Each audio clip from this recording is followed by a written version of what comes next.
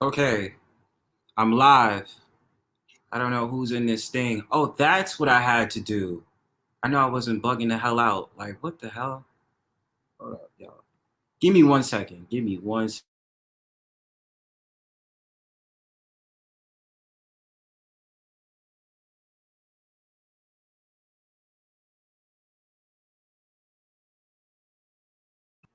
Okay, boom. All right. I don't know who the hell is watching right now. I see two viewers. Thank you for coming through. It's the Brownstone Powwow with your boy Bronzebird. Here I'm alive and well. It's all good. Um, so today's conversation is going to just be, first of all, RIP to DMX. Obviously, we have to bring that up. There's no way I couldn't start this stream without saying a big RIP to DMX. All of the music, all of the things that he contributed to the hip hop culture, and yeah, that's my childhood. You feel me? Like that's my childhood we're talking about. So, DMX passing away and just yeah, DMX just passing away and all this other stuff, it was just like crazy because I didn't know what the hell was going on. You understand what I'm saying? Like 1 minute they say, oh, he's at the hospital, he suffered heart attacks, and then he took the vaccine for COVID. So he has COVID now. And, he had a fatal heart attack this morning. So I'm just kind of confused on how the death, it always is like that with every celebrity, like that dies. Usually it was like that with Prince. It was like that with Prodigy from Mobb Deep. And at the end of the day, it's just very irking when they have these celebrities go to the hospital because more than likely it's just like they're gonna become deceased. But I just want to pay my respects to DMX, man. Like for real, like I don't care what nobody says, man. Like I rocked with DMX music. Like yeah, that was that was the music that got you jumping. You understand? And he was a very great artist. He kept me on my toes. It was things that I really did like about his music. I never really had a problem with him as a rap artist, and I definitely do think that he was a very animated person when it came to the rap game.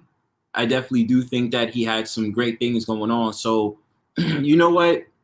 I don't want to play his music only because I don't know how the copyrights go, and I know obviously he comes from the label, right?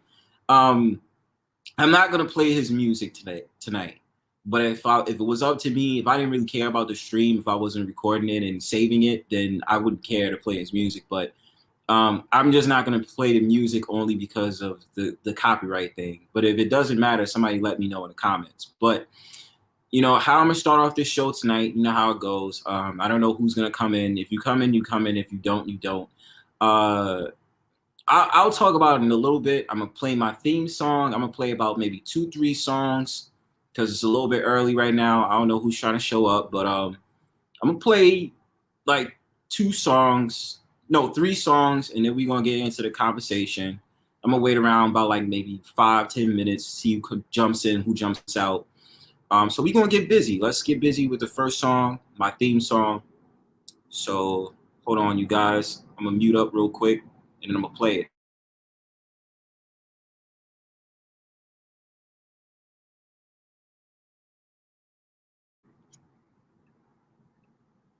If you try and you're holding on, you see devils tearing your life away. But if you've made your peace, then the devils are really angels, freeing you from the earth. It's just a matter of how you look at it, that's all.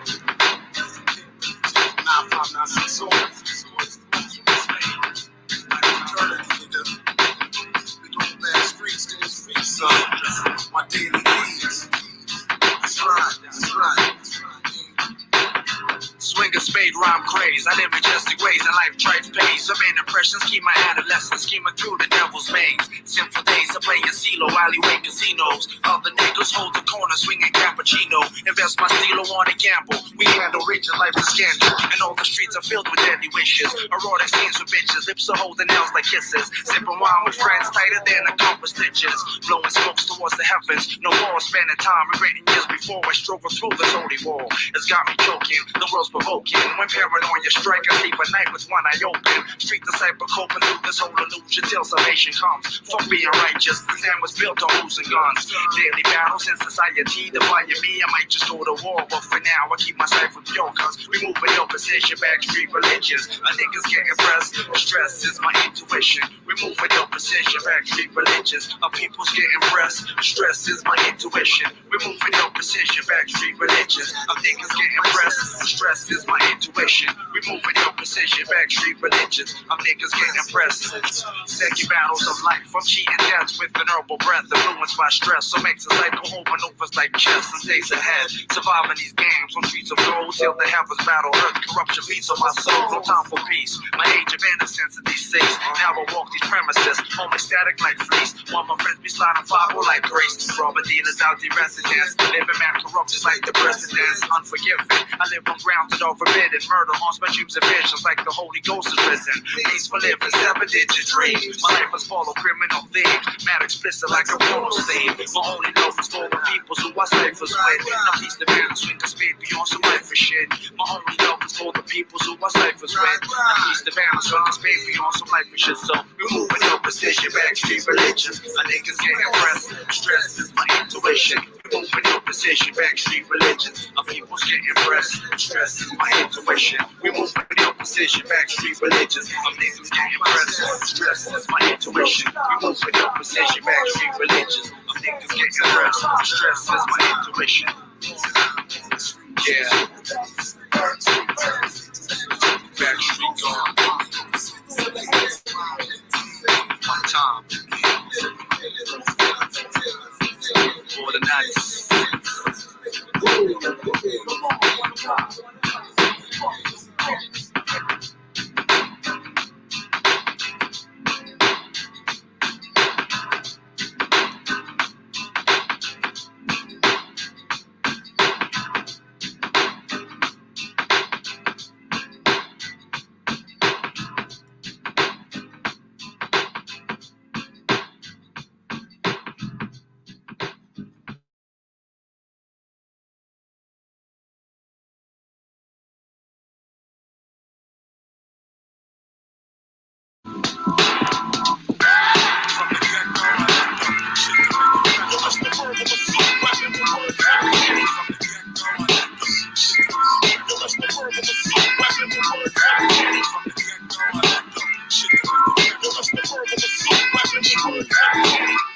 All those opposed and foes, inadequate, got hit, always comes and rolls. 6 cents, builds entrapments, brings a whack absence, opens the door, splits you into fragments. Stock in demand, while in command, I'm steady probing. Despise lies and minimize like quotients. No heart, some envy, blocks of your enemy. Options lock, explains life in your memory. Kid, you feel to demonstrate. This pain penetrates, your soul turns cold, your subconscious procrastinates. Disorderly conduct constructs this intrusion. Confusion, form is your illusion. Your powerless position I bypass. My assault will have you on hold, permanent whiplash.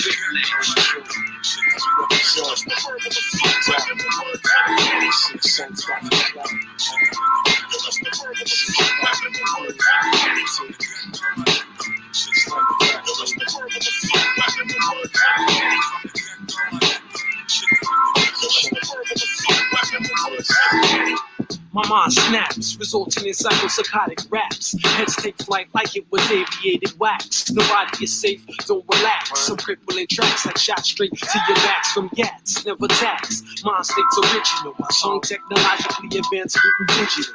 Up in your visual, words of penetration. On a planet of vandals with crooked niggas living sick generations. Poisoning minds of nations. My rhyme lines are last signs of revelations. I speak this, all you could perceive is weakness. My click drops consecutive hits, he can't defeat us.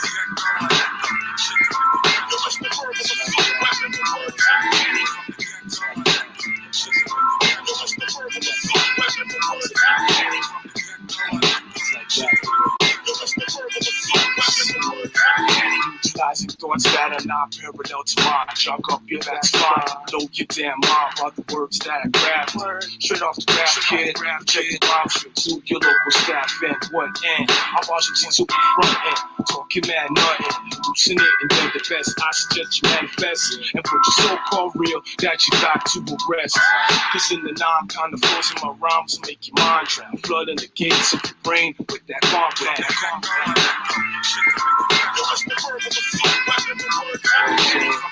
Reaching out, shit talk,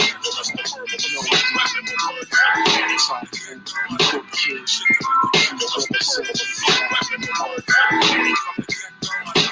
yeah.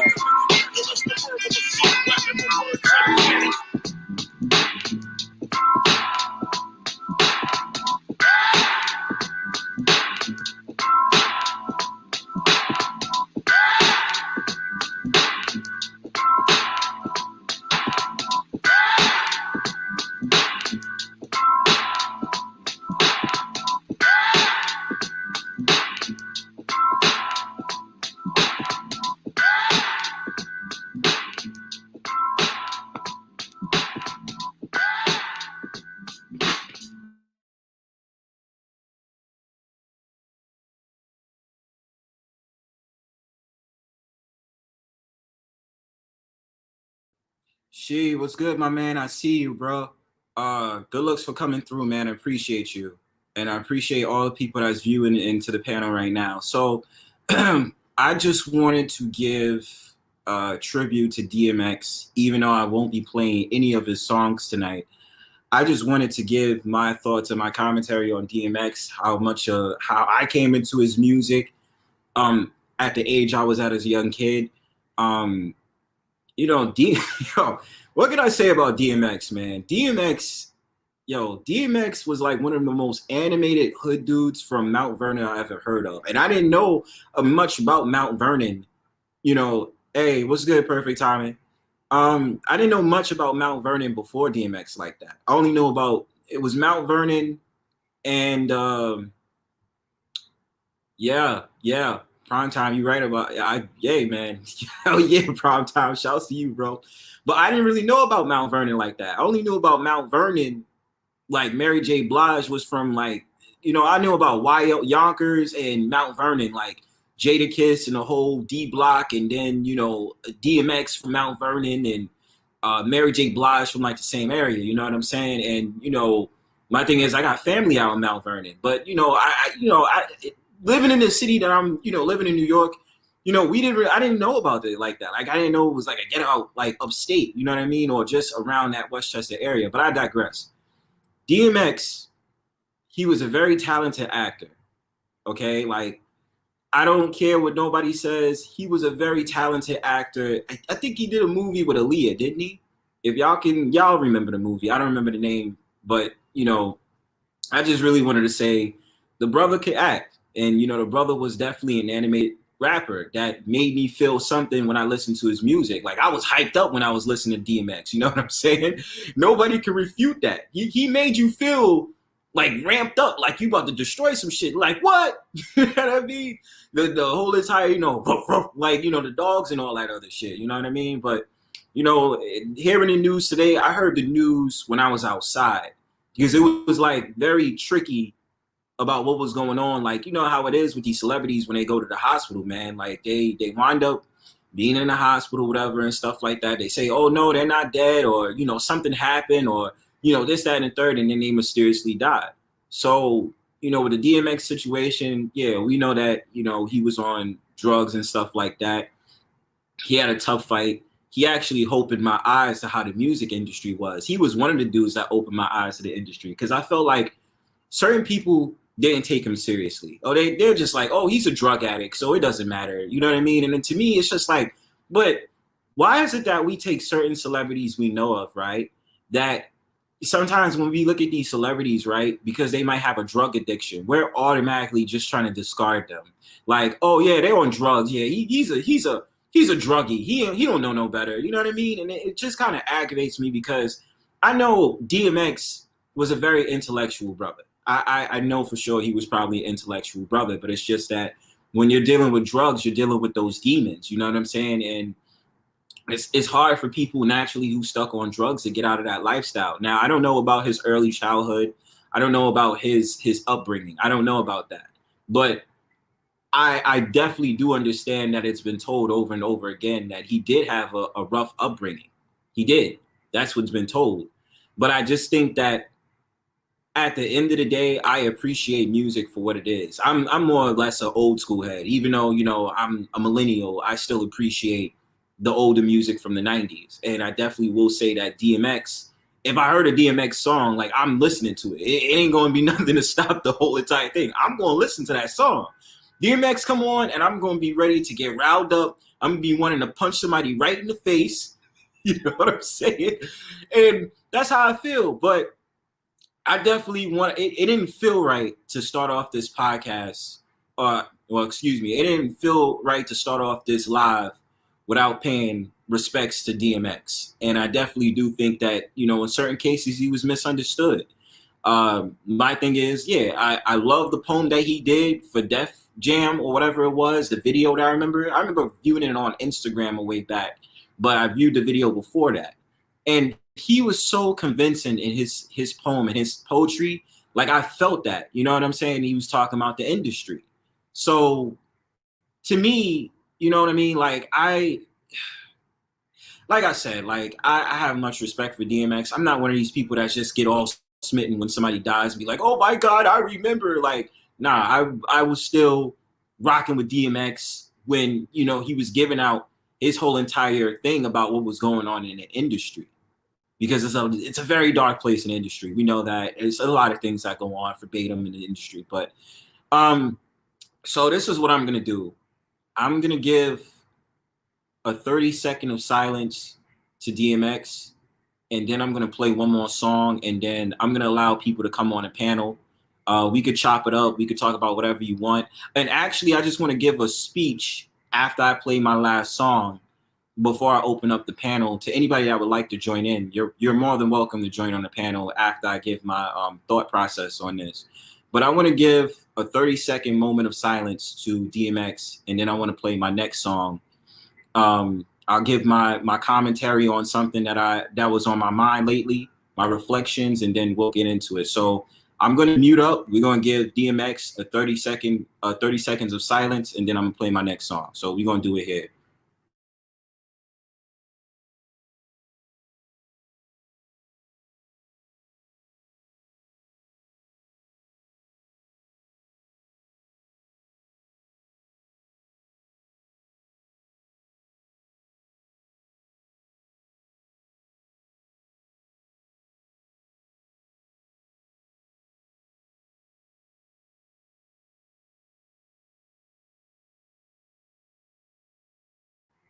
All right, I counted. We gave 30 seconds of silence to the big dog DMX. May he rest in peace. May he have a very everlasting, trip to the cosmos, to the paradigm shifting, whatever, to his next journey of life. So I'm going to play one more song. This song is 4 minutes long. So just rock out with me, guys. Rock out with me. I'm going to give my commentary on everything, and then I'm going to open up the panel to anybody that wants to come on. So this is my next song. This is Teebs for Phil. And I just want this song to kind of resonate with you guys because it's just peaceful. So rock out with me.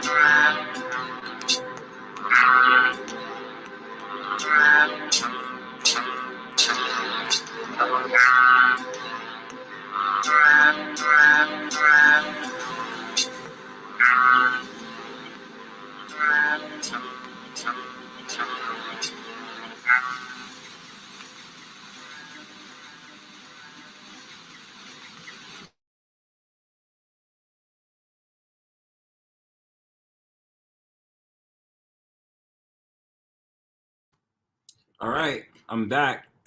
So, yeah, that was a quick tune I wanted to play for you guys. I'm going to open up the panel in like a couple of minutes. I just want to get this reflection off my mind. Like, a few announcements, actually. I think I'm doing pretty good with the StreamYard joint. I'm interested in doing a panel next Friday. I might want to do a panel tomorrow on Saturday.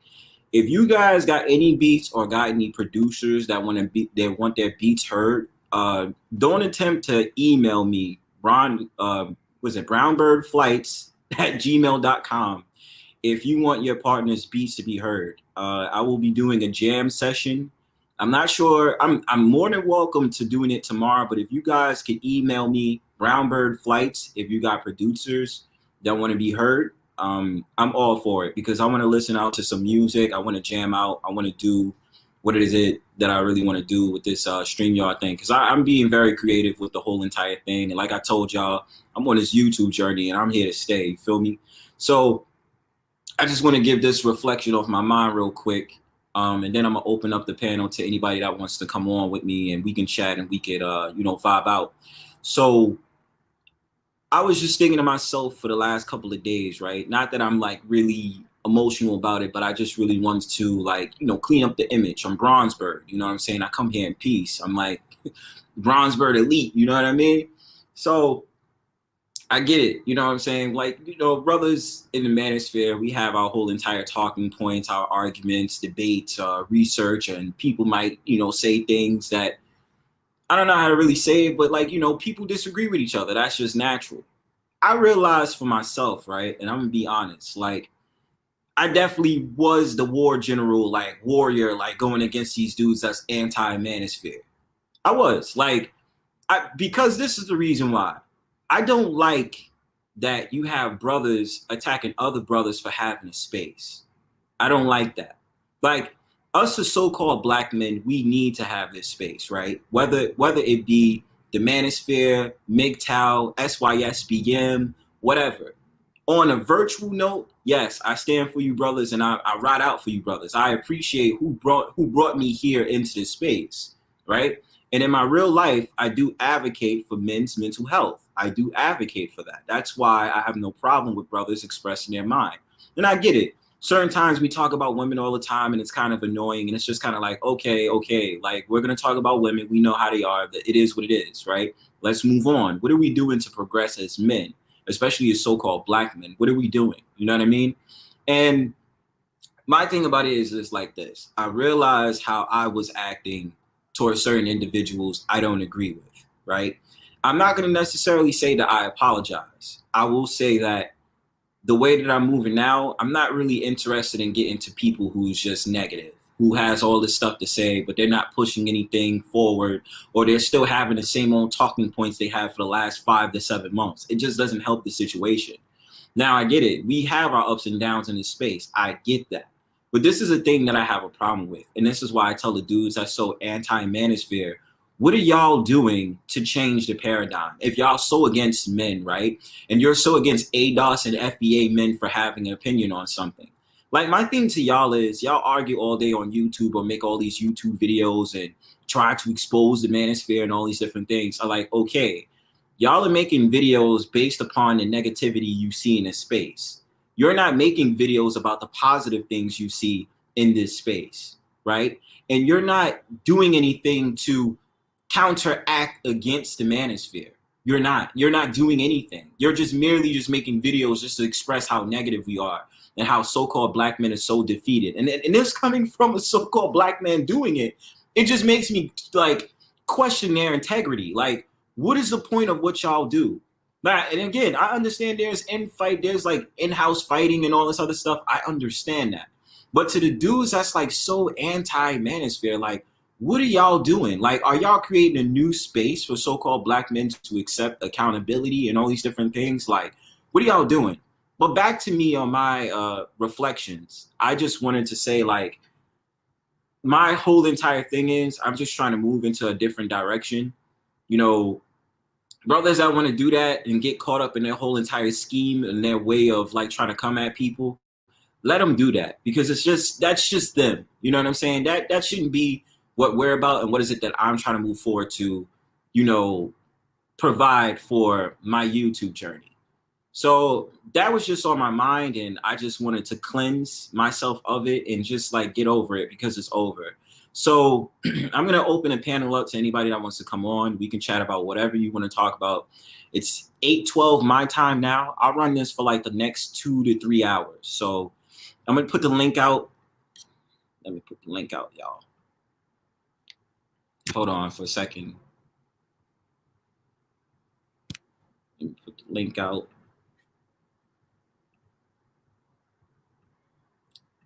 Yo, this is great. All right. So I'm gonna put the link out for you guys. If y'all would like to step up and come up on the panel, y'all more than welcome to. I'm actually pin it as well. So anybody that wants to come up, I'm gonna pause it real quick so I can pin it. Let's see. Yeah, hold up a sec.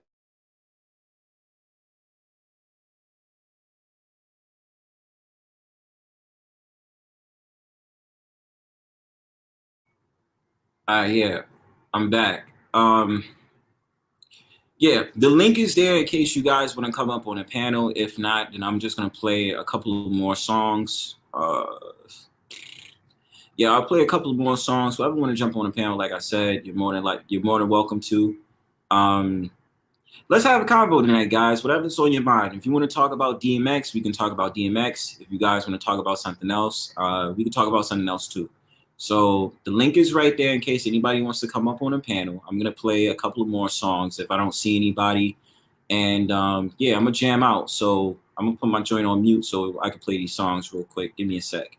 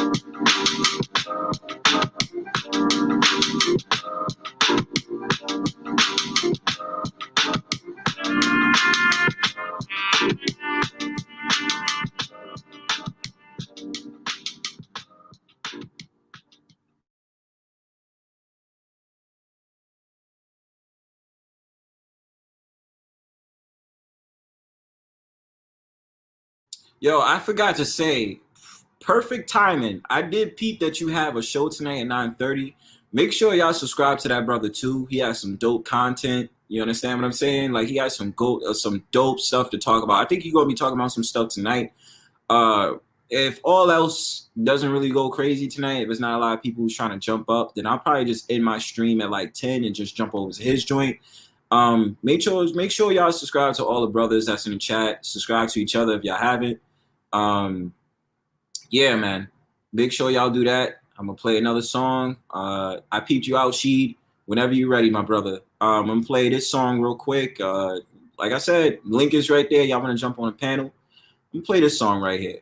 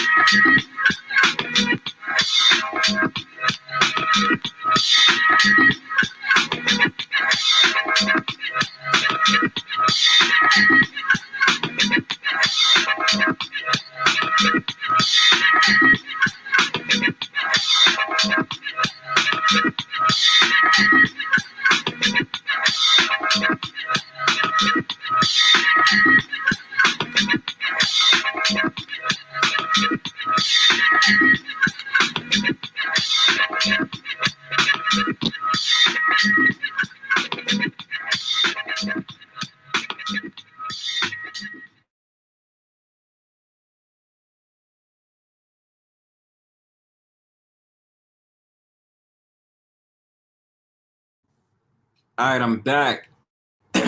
So I think I'm just going to express what's on my mind at the moment until whoever wants to come up on a panel want to come up on a panel. I may do another panel tomorrow. I'm not sure, but I definitely know I got some videos up that I got recorded for you guys. I got some more stuff.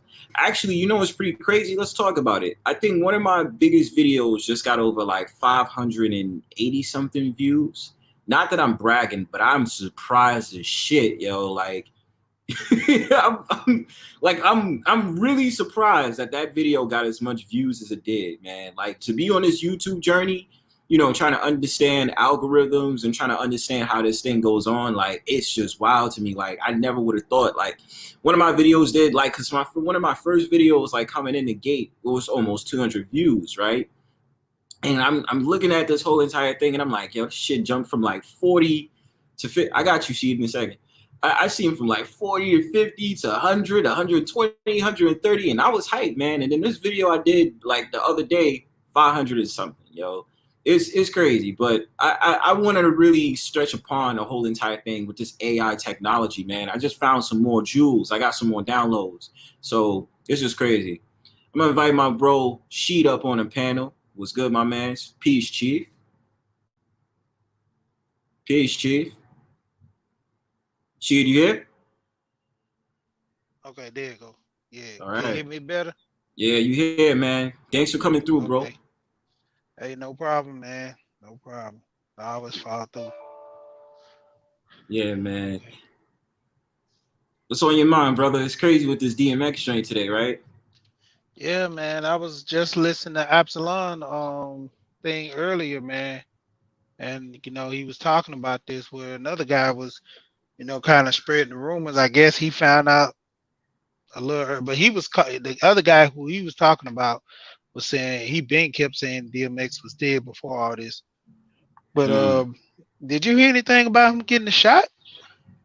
Yeah, I heard something about like saying something like he had got the vaccine, the COVID vaccine, and I was just like, whoa, like, but I thought he got into the hospital because he OD'd. You know what I mean? And like this wild ass story, man. Like it's so backwards because it's like, okay, what was the actual cause of death? Because that's what it seems as if there's a pattern with a lot of these celebrities when they end up in the hospital. Like there's no clear, this is what happened, this is what took place. You know what I mean? Yeah. So And with DMX, it was kind of like the same exact thing. Like, I'm just like, okay, well, he went in there, he OD'd on drugs. That's what they said he went in the hospital for. Now all of a sudden you're giving him a COVID vaccine. They're sitting up there saying he died from the COVID vaccine. So yeah, but they said he man. took it 2 weeks before this, a week or two before this, he went Oh, into okay. the hospital. Yeah. Yeah, man. That's why I wanted like, to get the real story on it, like what's going on. I mean, because it, right now it's up and down. yeah, it's up and down. And I'm not gonna lie to you, like I had found out the story, like him passing away when I was outside afternoon. So Yeah. it's just a whole bunch of runarounds on what they told me, what it is, what it isn't. I'm just like, okay, what is it for real? You know what I mean? I'm not interested in trying to know semantics. Like, yo, what is the real deal of what happened to DMX, yo? Like, it, yeah, like it's just crazy, bro. Like, that's all I have to say. It's just really crazy, man. But big RIP to that dude, man. Like I said earlier, I really appreciated him being real, being him, like, you know, a very intelligent brother, man. Yeah. Yeah, man. Like, and I know, like, for sure, like, we all know it's like party music and all this other stuff. You remember the movie he acted in with Aaliyah? Yeah. No, that was a Cradle to the Grave. Or was it? Yeah, Because I know Cradle to the Grave. Romeo Must Die was the other one he was in with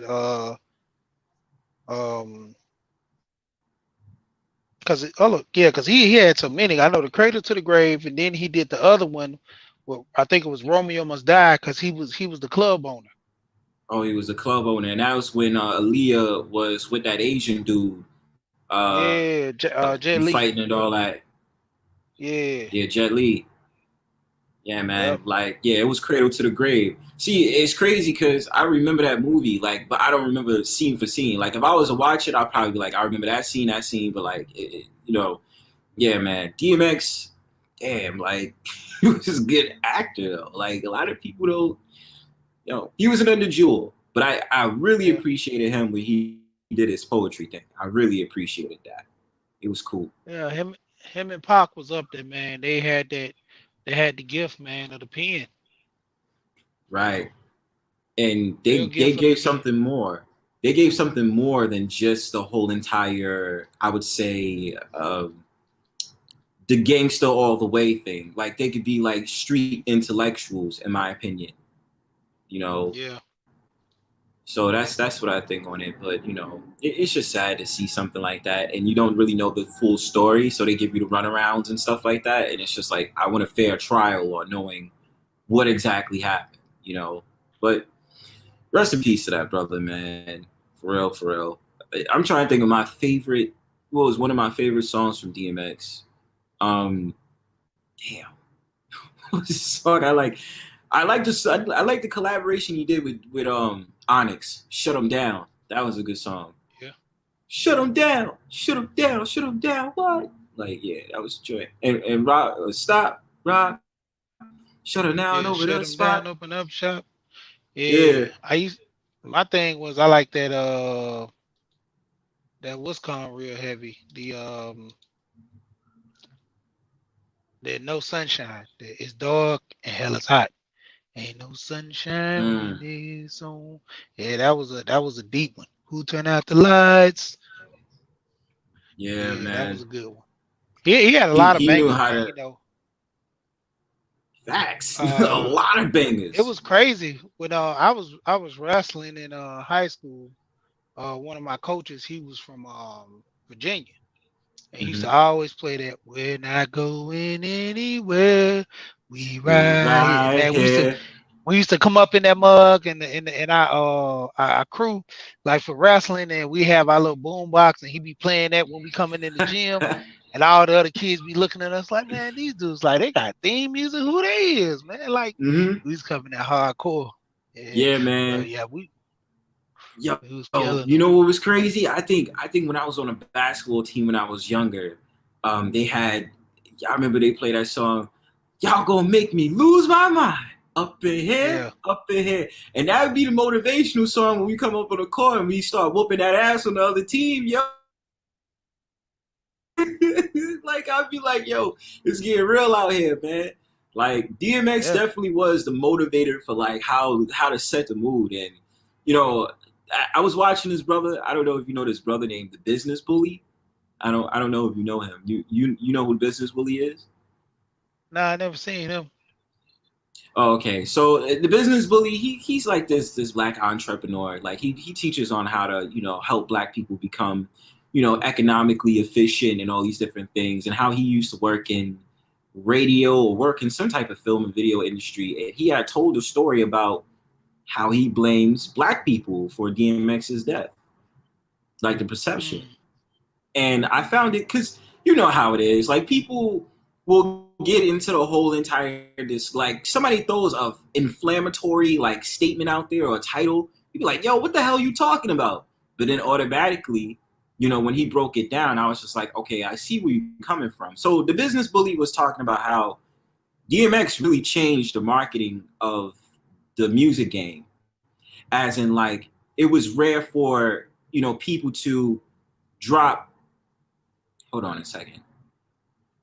It was rare for people to drop albums a year right after they did an album. You know what I'm saying? And DMX had came, well, it was Hell is Hot. Then he did The Blood of My Flesh or whatever it was called. Yeah, flesh Like of my right 12 flesh, blood months. of my blood. Yeah, Blood of My Blood. Yeah, getting the names wrong. But yeah, he had that, right? He had that. They said that it was 12 months after that first album. And I was just like, yo, that's crazy. And then, it started coming into a trend where a lot of the artists started to, put out banger after banger after banger on albums. And it's like he was trying to say like DMX kind of set the precedent for that. And I was just like, that's pretty cool if you really think about it. Because nowadays people don't have no problem just dropping these albums like a year after year after year. And even if it's like 6 to 8 months at the most, at the least, you know what I mean? So definitely didn't know that. I just thought that was a cool thing that he did. Yeah, because even with him doing this thing, you got to look at the whole crazy part of it too. Was when he that big thing between him and Jay, because in my opinion, I think Jay stuffed kind of snuffed his career, man. Yeah. Because when he came over to I was at Def Jam and he Mm-hmm. was running and stuff, it was like he kept saying how he was hyping it because he did an interview about how he was hyping it up and telling them how he was gonna bring the whole thing together to where everybody was gonna be up under and be like, yeah, man, we gonna get this thing popping and all this, and it just quietly just went away. And it's like And it felt as if like he struggled like after that. Like there was just no help. There was no like respect for him like after that whole ordeal. Like man, like it's really crazy because I remember one time I just said, yo, I would like to get in the industry, not the music industry, but just like the entertainment industry. I was like, yo, I want to get in the entertainment industry. Yeah. And then I was like hearing all this shit they was talking about. I was like, hell no. I'd rather be independent, do my own thing, or go with a company that's independent. I don't want no drama, And, you sign on that dotted line like you're done for. That's what it seems like. yeah, Yeah, so DMX was just one of those dudes that got caught up in it. And I mean, I definitely do see that he was a gem in the hip hop genre. Like, you know what I mean? There's a lot of other dudes we just didn't give credit to much, I feel, in the industry that they deserve recognition for. But I definitely do say that DMX ad-libs made, I don't know if he sold $1 billion off of that, but that could have been his crown jewel because a lot of people would just be like, what? And then they would be able to sell. He'd be able to make a killing off his voice alone off of that, not just the music catalog. So, yeah, hopefully, maybe he was able to do that before his time was up, or maybe he could send that over in his will to his family members and they can pick that up and still get money from the music catalog. Because I don't know if he has his masters, hopefully he does, but if he doesn't, that'd be sad because a lot of jewels being dropped and you don't even own that. Like, man, yo, bro, like you gotta protect your joint, yo. Protect your craft, protect your art. So yeah, man, DMX, it's just crazy, dog. Like crazy as hell. Mount Vernon represent. I you know what it reminded me of? It it reminded me for some odd reason about Guru. I don't know why it came up in my mind, but Guru deserved a lot of credit too. And I feel like a lot of people, a lot of people don't realize how dope a lot of these artists were. You know what I'm saying? From the old school. And, you know, the 90s, the golden era of hip hop. Like, they're just like, oh, yeah, well, they rapped or whatever. They had some good songs. No, my nigga. They had some dope ass songs. You understand me? Like, give credit where credit is due. Like, don't leave these dudes to the wayside just because the artist that got mainstream is the one you're paying attention to. Like, if you're gonna call yourself a hip hop head, you gotta look at things from every single angle. That's why I'm so hypercritical on like how rap is. And this is coming from someone who's a millennial. Like I'm hyper on that. Like no, and yes type shit. Like that's me, you know? Yeah. I mean, the biggest thing with a lot of guys coming in now, it's like you can put just anything together and get a hit. You know, just like what's his name? I think his name was OG Mayo or something like that. And the guy was saying like he made that crazy song, yeah, and just yelling on the song, and it was a hit. And he was like, see, and when people look at this, listen to like the interview, he's like, yeah. He said, I told my friend, I said, let's play this trash right here. I'm telling you, it's gonna say it. And the guy was like, no, like we better than this, man. We can make quality music. He's like, no, people don't want to hear that. They want to hear this trash. And lo and behold, it was a hit for him. You know, he's like, I told think you. His name was OG Mako. I think it was OG Mako. I think you're talking about. Yeah. I know it was something like that. Yeah. And he was just like, man, it's like trash sales.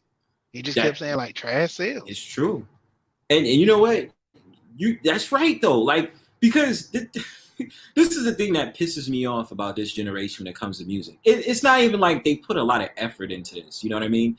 Like, I remember my early days in high school, like, we used to rap for fun. You know what I'm saying? You got a certain program on your computer, you get the instrumental from YouTube, and then you go ahead and you put that on the GarageBand app or whatever, and you get a mic or something like that, and you rap. That's how it was.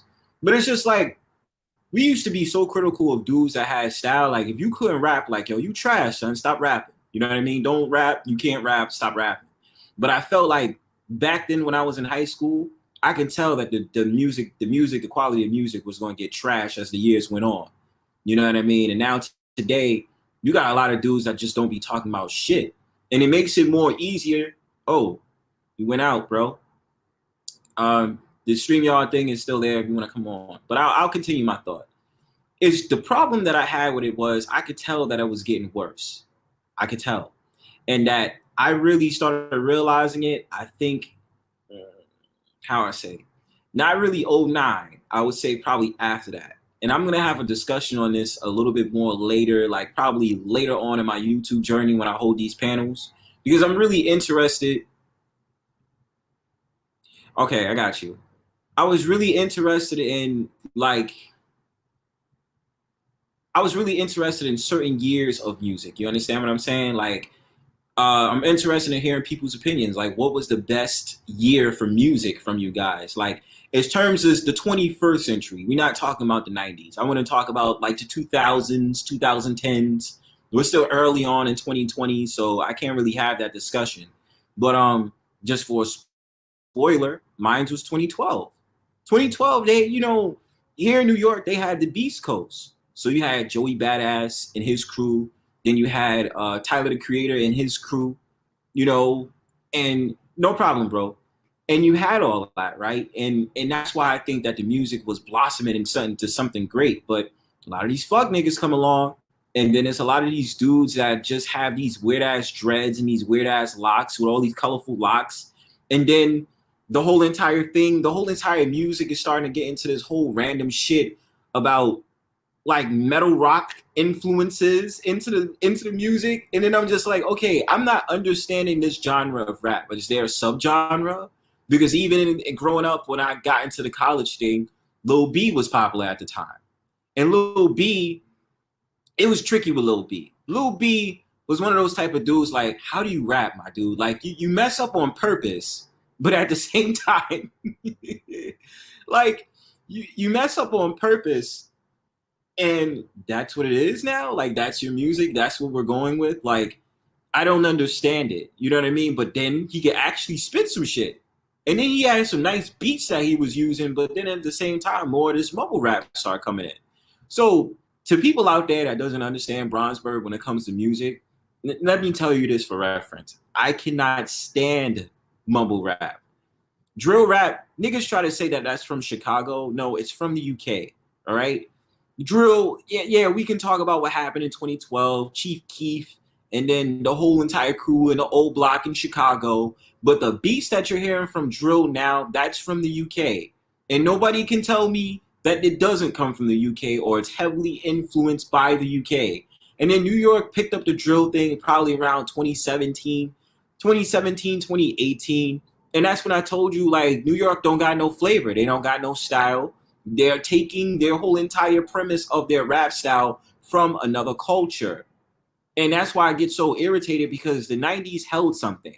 Like, to go on about DMX again, DMX offered a style, right? DMX had that heavy New York influence when he rapped. The cadence, the way that he performed, and the way that he said his shit, heavily New York influenced.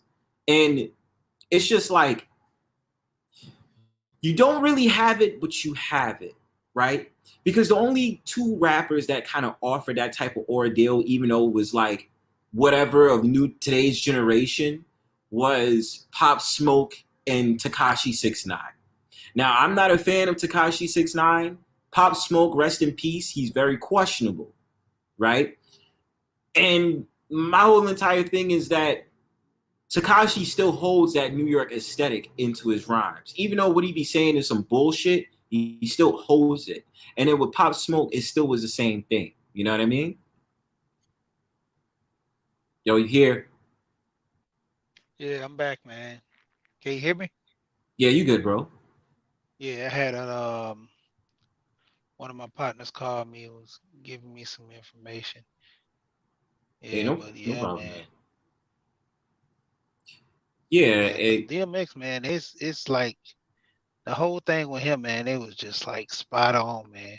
Like just listening to him come out and talk about different stuff, man, it was just, to me, it was just spot on, man. Like this guy was too far ahead of his time. yeah, I agree. I just, I just because it. I ain't gonna lie, DMX. If I was the age that I am now, I would be proud of being a New Yorker. I really would. Because when you're defining New York rap, especially in that time period, you knew what it was. It was such a powerhouse. And for DMX to kind of be like one of the, I'm not going to say pioneers, but I will say one of the stamps in hip hop history with his rhymes and how his, his whole thing was being affiliated with Rough Riders and all these different things, or, being in Rough Riders, that is, it just was a feeling of like, damn, this is my home. Like, son is from Mount Vernon. I'm from here. He's from here. And just when they link up together, just the whole entire thing, and his ad-libs come on, when he's doing the dog sounds and all that other shit, it made it feel alive in the music. So, yeah, I mean, like, I don't even, I just say, man, rest in peace to that brother, man. And like, but like, yo, ain't nothing like a DMX song. That's all I'm gonna say. Ain't nothing like it, man. Like the ad libs and all that, And then they took his ad libs and put it on other songs, which made it even more awesome, even if he wasn't there. Yeah. Yeah. Today's music. I actually wanted to discuss with y'all brothers about that in another panel. I mean, we could discuss it here, of course, but the way I'm feeling about today's music is just very wary. What do you think? Yeah, I mean, like I said, when it comes to today's music, man, it's like, bro, like what are we doing? Like, Right. it's like even like with the Amigos, man, those guys, we can give it to them. Amigos are, they got their style. Mm-hmm. Some of the rap is good, but I guess they what they call the speed flow or whatever the rap. Like Twister been doing that for years, you know, and it just a lot of this music just man to me I hardly listen. I actually found a group called what is it? Spillville out of Atlanta. It's like a group called Well, Spillville, and they got like a Spillville. sound like Outkast. Yeah, they got Mm, a sound like okay. Outkast, man. And them guys, they did the what is it called? A Tiny Desk concert. Yeah. I know that one. Yeah. Yeah, man, it went off, and I'm like, dang. It's another group from Atlanta. I think uh, they have. I wouldn't say they have a style like Outkast, but I guess their demeanor reminds me of Outkast. They really chill with. They chill with the J Cole crew. I forgot who they are, but I Yeah, try to keep that's it. They're Spillville. that's That's them. Spillville. Yeah, Oh, they okay. with the J Cole crew. Yep. Let me look that up. Oh, okay. It does come up. Spillville. Okay. Oh, Spill it, but it says Spillage Village. Yeah, Spillage Village. Yeah, that's I don't Yeah. know the name of them, but yeah, Spillage Village. Yeah, that's them. Spillage Village. Yeah, cause Oh, okay. DC turned me on to them. You know, on the Code Breakers. Yeah. DC be on Art Nostal and BGS be kicking it with him. Hmm. Yeah, yeah, he turned Yeah. me on to him, and I was You like, know what it man, cause was? It was Earth Gang. That's who I thought about. It was Earth Gang. You know Earth yeah, Gang? and they all like they all to be honest, they like mixed in as one group. It's like they all groups of those neo soul type rappers and stuff all into one, just mixed in, and I think that's what called Spillage Village. I think that's what the group is that because Earth Game is I think a part of them too. I think Earth Yeah, Game were yeah, like two yeah. They guys. are. Yeah, they're two guys. That's yeah, and then they come in with Spillage Village. But that you know Yeah, what? When you bring in that neo soul of today's era, I feel that shit.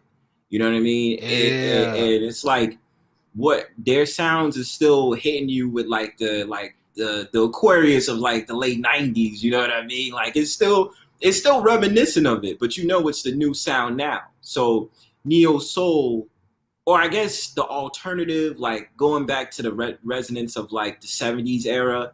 Who comes to mind for me is Thundercat. Even though he's not a rapper, Thundercat was definitely one of those dudes that gave me that soulful sound.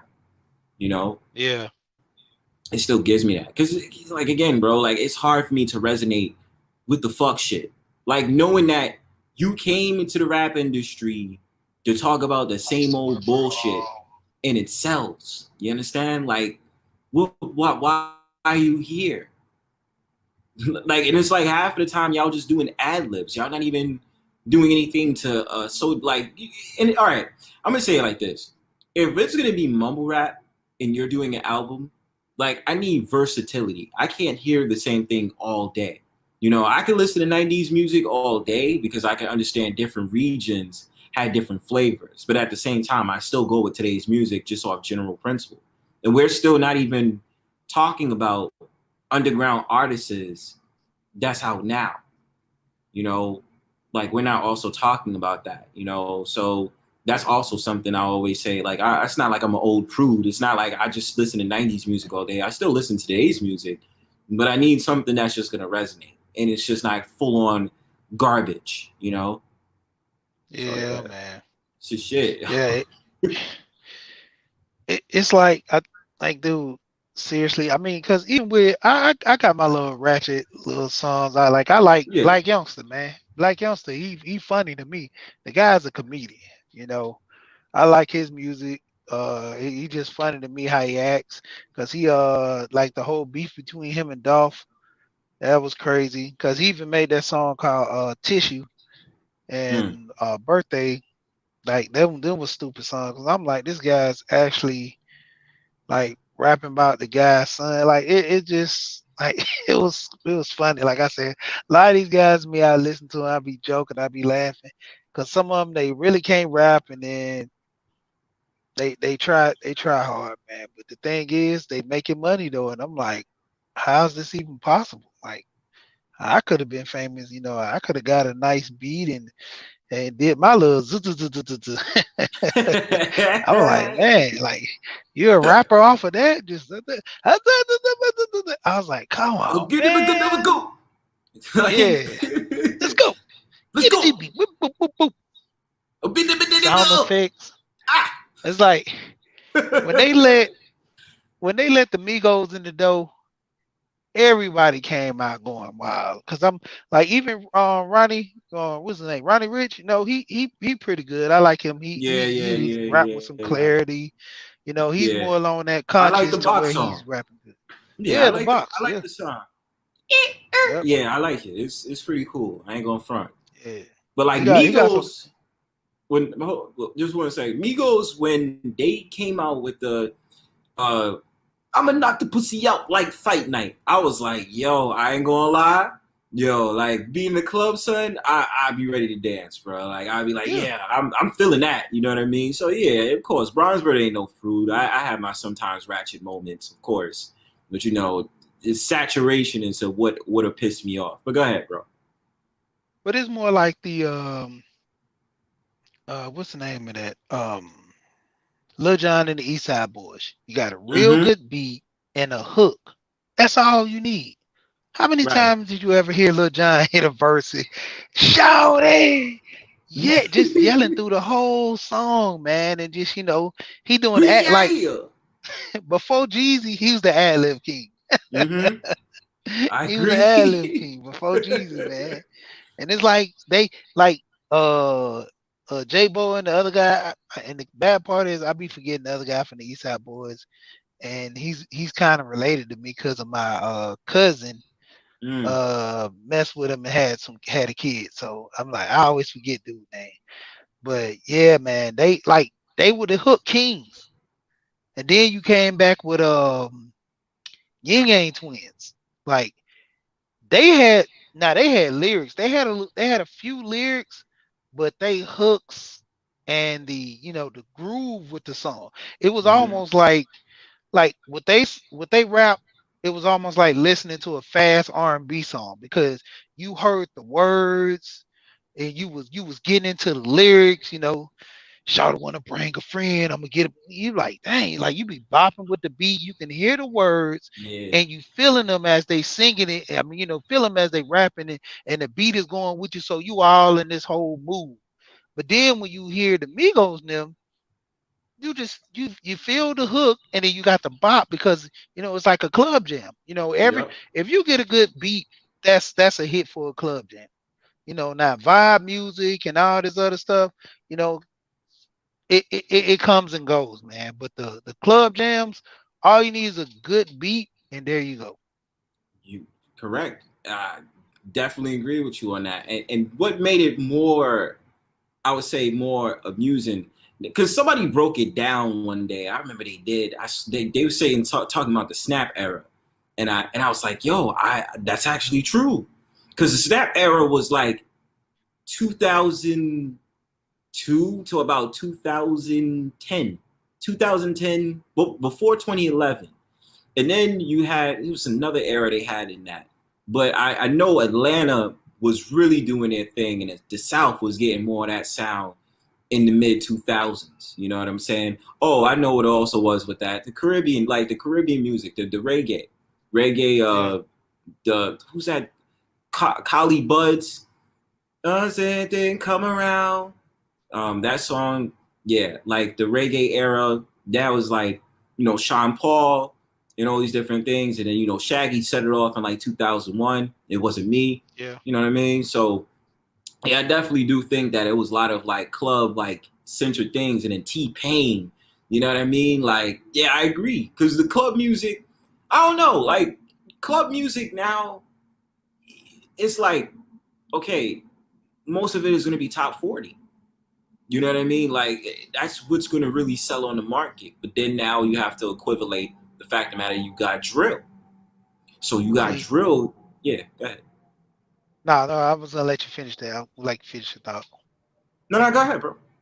No, I was gonna say now. See, back in the day, when you used to have like the real bangers from the club, like the radios had to go look for the hot music. The hot music wasn't coming to them because you had like the 95 South Boys. You had Luke out there. You had the Bankhead Bounce.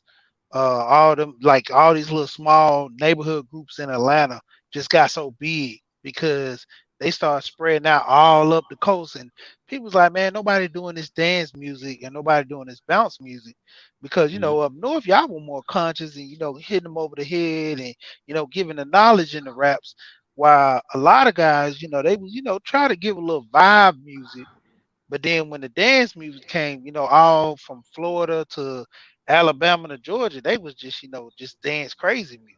That's even like now that what's the name of that Pokebell?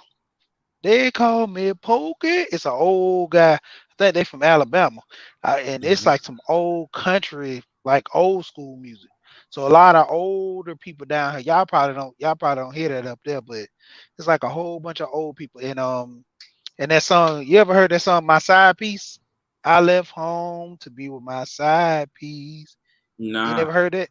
See, that's what I'm saying. Like that little country stuff right there that come from like the Kona, Alabama. That's another one. And then there's another guy called Sir Charles. See, those are like the vibe for the older people, but then the younger people get into it because you gotta understand it's like listening to Earth, Wind, and Fire or something like that because your parents play it so much. And when you get older, you'll hit it like that's a classic, and people be like, man, I never heard this. Then you start listening, be like, oh man, this is actually pretty decent. It's like some good little music you might sit down and listen to, rock your head, and then the guy be talking about how he almost got caught with his side piece girl. Yeah. I mean, it's funny, but it's just some old school stuff. And see, a lot of people when they catch that vibe of that, somebody be like in Texas or going out Midwest and here be like, man, that's crazy. I'm gonna twist this up and make it 2020 or 2021. I'm gonna give Mhm. it that vibe, but it's gonna be on the same scale, and then you'll have a whole thing, get like a beat, get caught with your side piece, cheating on your side piece, Hey. and hey, and then just go from there. And you be like, dang, that man, that's fire. Then they be like, what's the inspiration you got it from? Man, it's an old school song I heard. And they be like, man, that song came out like 5 years ago or 2 years ago. Word, like they'll say it, and then it's just like, oh, that's the sample. You know what I mean? Like I'll be like, yo, that's kind of high. I can't lie. Yeah.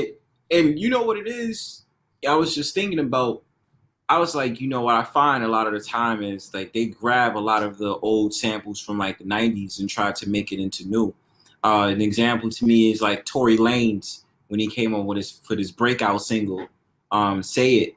That was the type of thing. Like I don't remember what the sample was, but I was just like, you get a lot of these like songs that's resonated of like the '90s or whatever, and then they throw a trap spin on it. And it's me being critical. I ain't gonna lie. I said it works for certain, songs. You know what I mean? Not everything gotta be resonant of like the '90s. Like, give me a new classic. You know what I mean? Like, I don't want to be reminded no more. That's just to me. I'm sensitive to the ear when it comes to music because I like to do music on my own spare time. So that's Yeah. about that's how I see it. But it's cool. You know what I want to know about? How big was the Freaknik thing back in the day? Man, that was like crazy. And then the biggest thing of Freaknik was it was mainly everybody always talked about the women and how they were dressing and they were wilding down here, but it was like the show off. Everybody came down here. It was more like the hookup culture where you wild out, had that basically like the girls call it now, they whole phase. This what they did when they came down to Atlanta to have their whole phase. You know, Oh, they're okay. man, I messed with a dude and I don't even know his name. All I know is he wore a condom and we wild out that night. And like the girls, they would come out just wild, man, like dressed out crazy. Majority of them, they would do it at night, so it'd be hard for them to catch on the camera because that was like right. I mean, no, because yeah, it was before the cell phone, like the camera phone. Because I got the first Yeah. camera phone when it came out in '90.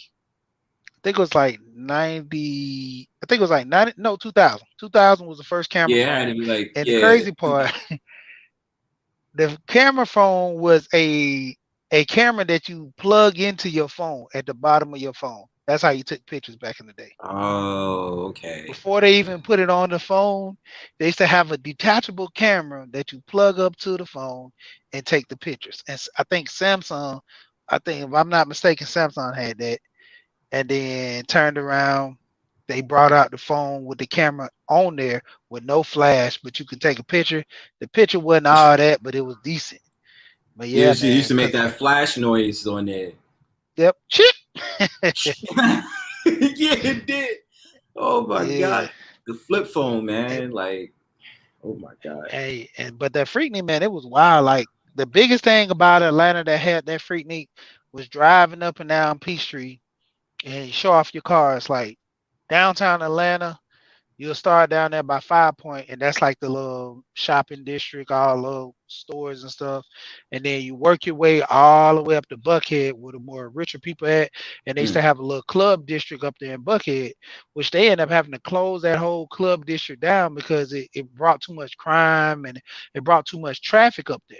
So when they mm, shut down the clubs, then it shut down the cruising because they used to have a law because people who lived up in Buckhead on Fridays, it would take them 5, 6 hours to get home what? because people would just drive up and down Buckhead. Like you'll go up Peachtree, turn around, come back down, go back up Peachtree, turn around and come back down. You just do that. People just do that all day. Like just once they get off work or if they ain't got nothing to do, after 2 o'clock, that's when the cruising start. They will have cruising laws. If they catch you doing that, you'll get a ticket for it, which was a small thing to the point where they was like, man, we got to do something about this. They start shutting off streets, start directing traffic, and after a while, people just like, man, it's getting too bad. We going through neighborhoods because mainly it just was the whole thing of showing off their cars.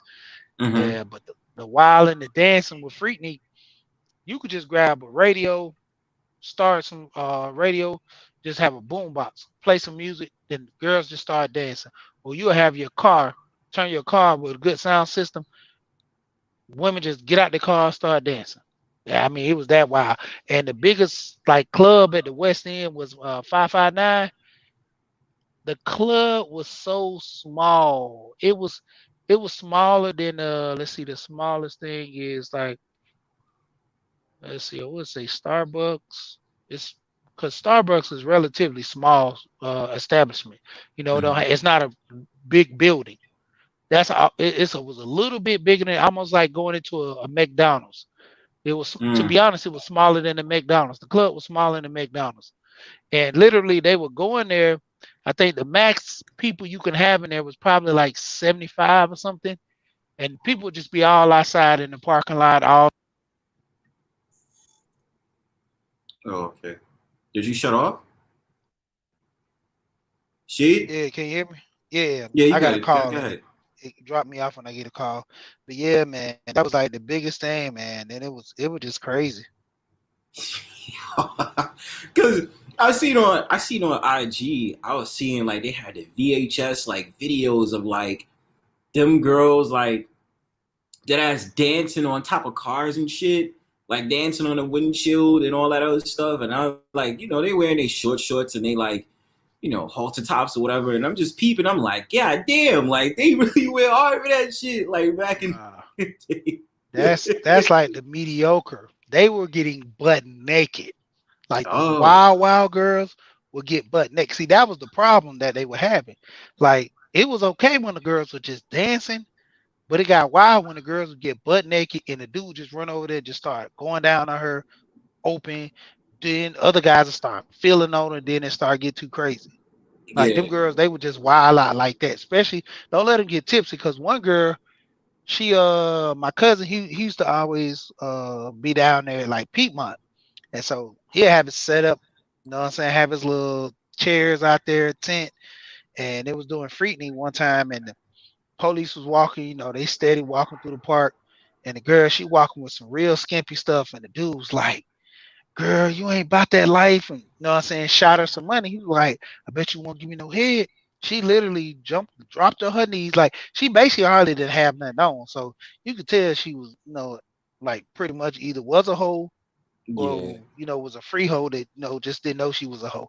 So basically, he was like, yeah, girl, you so fine, what I'm saying, just trying to gab to her, and she was like, yeah, man, whatever. He like, yeah, he's like, I got that paper for you. She like, yeah, kept walking. Dude, like, man, I got $100 right now. You give me some head. She was like, man, whatever. He like 200. She was like, where is it? Put the money in her hand. She dropped down to her knee in the park. It's like going in the Central Park and seeing a man getting hit by a woman with kids and everybody walking by. She grabbed that Yeah. 200, just gave to do some head, just like that. Like that's how wild Wow. it'll be.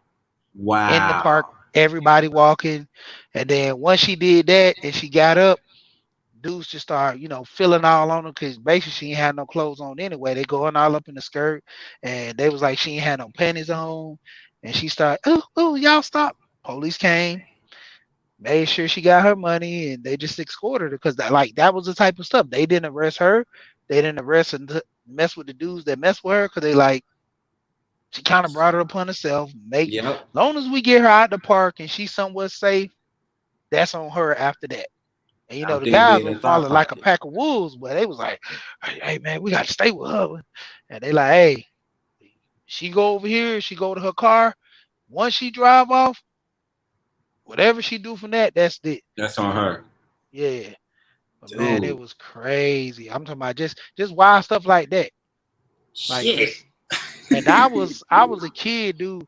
Like the 96 Freaknik, I think I was like in the 3rd or 4th grade round there. And I'm like, I went out there, because the one at Greenbrier, I was gonna go to Greenbrier. It was a mall called Greenbrier Mall. That day when it got real hostile and something happened to where they bust the window open and they just started going through the mall, just stealing everything. Like Oh stores, Lord. just running through. They went through Macy's, people running out. Everybody, like the next few weeks, all had those security badges with the ink packs on there. Mm-hmm. And they couldn't get them off because you take it off, then the ink pack will bust. And the people who did take them off, they were doing all kind of ways, like wrap the ink pack in a grocery bag, and then when he pop it off, he'll bust in the grocery bag, but you'll still see little dots where it goes to the nail, and the ink filters through there too. So I mean, it was like all kind of tricks and stuff God people were doing. damn, son. They were doing everything. Oh, I'm talking about hold like on. clothes. Hold on, She. Hey, Jess, what's good? Thanks for coming through, homegirl. Go ahead, She.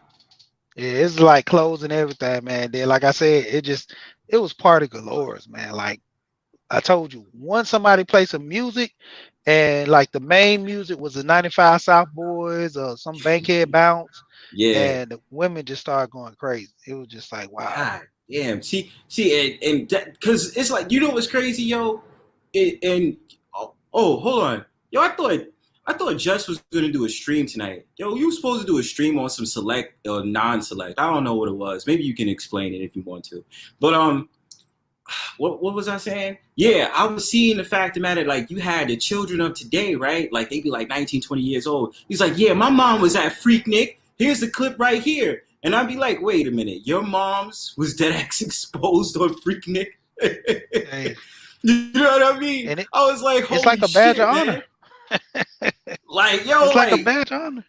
yo, being like a thought pocket in like the 90s, my nigga. Like, because I don't know too much today. I mean, yeah, we have the horror culture. You know what I mean? But it's like, yo, your mom's was a part of the Freaknik in the 90s, dog? Wow. Because even my parents would tell me about that shit. Like how crazy it was. And like, mad people going down to Atlanta. Nowadays, you just got people going down to Florida. They go down to Miami, Tampa, and all that other stuff. And you know how it is with these shorties. They trying to show off the assets. So you seeing them. Imagine these shorties want to be like, yeah, I'm going on vacation. Where you going to, girl? Florida. Where? Orlando. I was like, of course. All of y'all New York shorties wind up going down to Florida, going ahead and taking them joints for the gram. You know what I'm saying? Or y'all go to Vegas. And I Yep. haven't been to Vegas yet. I haven't been to Vegas, but Yeah. yeah. I, yeah. South Beach was the spot, man. You know, everybody go to South Beach when Atlanta was bust. Everybody went to South Beach, Myrtle Beach, and they had this thing in Texas they was trying to pump, but it didn't catch too quick. But South Beach was always the lick. That and Hmm. Daytona, not Daytona, yeah, Daytona Beach was popping back when Freaknik was doing it, but they didn't ever catch the biggest wave. It was more like the no, it wasn't too. It was a couple of black people. It was more like white people went to Daytona, but Hmm. I Right. mean, it was still busting though. You know, but like I said, ain't nothing like South Beach, man. South Beach to this day, you still get a crowd go to South Beach. And with Vegas, it's cool. I've been to Vegas. Me and my homeboy, we went out there. Well, me and my other two homeboys, we went out there on a trip, and it was cool, man. We went to every casino, and we just played. You know, just had a good time. And then once we found out all the other stuff besides the strip, I was like, man, we could have did other stuff. Like they had the mall with the zip line in the mall, like the little Oh. yeah, they got this paintball thing in there where like they give you damn near 9 millimeters that look like real guns, but it But it's has a like paint gun. paintball tips in there. Yeah. And these are like these are the military trained guns. So that's how they look so real because they're the military grade. They got almost the same weight and everything. They got the clip that comes out. They got the AR-15s and the 9 millimeter 45 guns. And then you have vests and like everything is to the fullest. You got to sign a disclosure because after you get run out of bullets, you can do hand to hand combat or you have to just give up. So Yeah. it's That sound like, raw, man, dog. That's I so raw. wanted to do that so bad, man. I was Yo, mad. I did, and the wrong thing is, I did paintball before, man. Like dead ass did paintball before. I remember, yo, son, almost got shot, dog. Oh yeah. Yo, Jess, what time tomorrow? I know you in the UK. What time does the stream start? Because I'll support as usual. Let me know. Um, I was doing paintball with like, my pops upstate and shit. And what happened was, yo, I almost got shot because I got shot in my leg, and I was like, yo, Yeah, fuck that shit hurt, yo. Like I hate, yo, because it's more of a nuisance when you get shot right in your leg with a damn paintball, yo. And I remember, yo, I was squared up, yo. My freaking gun jammed, so I was sitting there, yeah, and the dude was aiming his gun right at me, and I was like, fuck, I don't want to get shot at. But ironically, somebody was right behind me who was on my team, and then ironically, they just like boop boop boop boop, just got him, and I was like, yes, because I was like, yo, I don't, yo, if I get shot right now, I'm getting shot right in the open with the paintball, son, and I was like, fuck, yo, yeah. I just yo, put a video up on mine where it's woo, like a couple years back when I did paintball, and we was doing like a headshot. That was the only way you die, and so I ran down the field just going crazy. And I had the actual place that rents the guns. I had their rental mm-hmm. gun because my gun I didn't grease it before I left the house, and I forgot last time I didn't grease because I got my own guns and stuff. So I got Right, like guns with compressors. Like I'm actually gonna do a video of all my guns. I used to have grenades what, to where yeah it was a CO2. It was actually for airsoft, but I yeah, just took it and brought it on a paintball field because what it does, it's a cartridge, a CO2 cartridge. You put it at the bottom, you screw it back to a plastic funnel, and the plastic funnel looks like the actual grenade with the pin. You pull it, and once you pull it,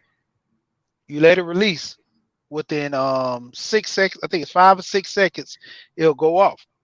So give me enough mm. time to pull the pin, throw it, and as I start running down, guys be like, "Look at this crazy fool!" And right when they get ready to shoot me, that thing goes off. Blah! I forgot the decimal. I think he told me it gets to what 15 decimals or something.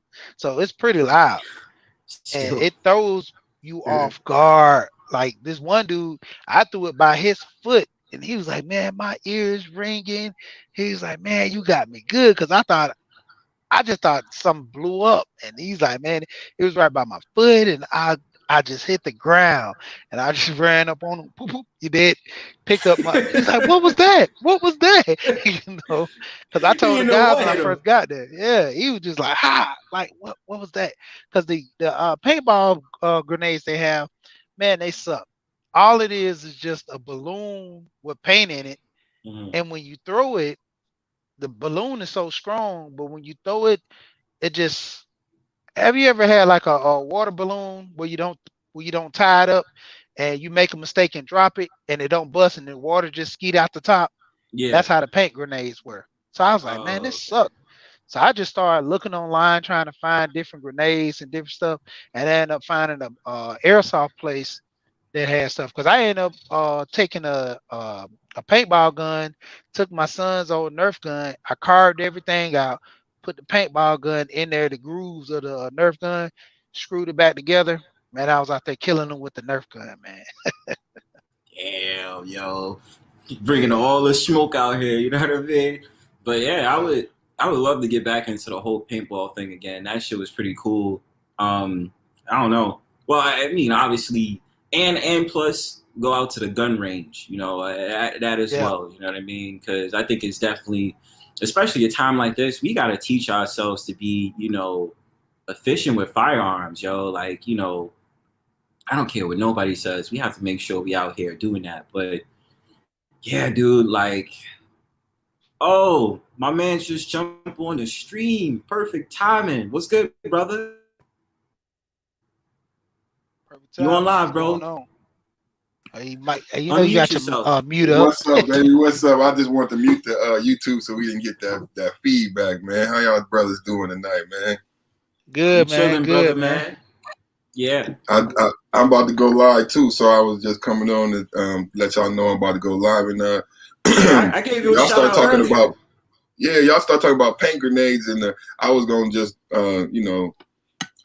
say my condolences to DMX, maybe say a prayer or something like that, play some jazz music. I'm gonna take your cue and I'm not gonna play none of his music. I'm gonna just say a little prayer, have a little conversation. You know, I do a little preaching and I might get a little preachy, play some jazz music and stuff, you know what I mean?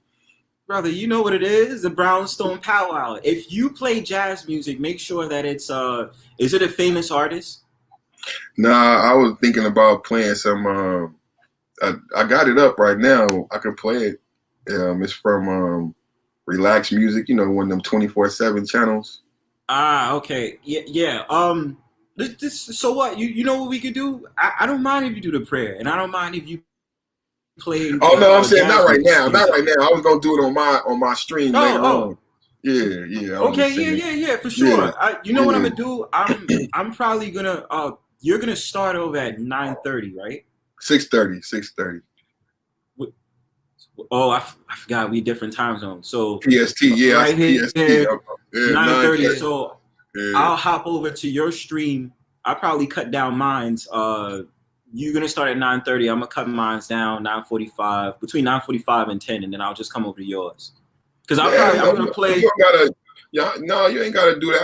I was just coming on to say hello, man. You know, Nah, but I just I'm gonna show love though, regardless, son. Because I was thank you, gonna chop man. it down at around. I was gonna chop it down at 10 anyway. So I was just You like, yo, can we just bounce back and forth. You know, she do that. She be in 3 streams at one time, man. He be in yo these Hey 3 man. fast. streams. Somebody Hey, number I two. learned that from Yeah.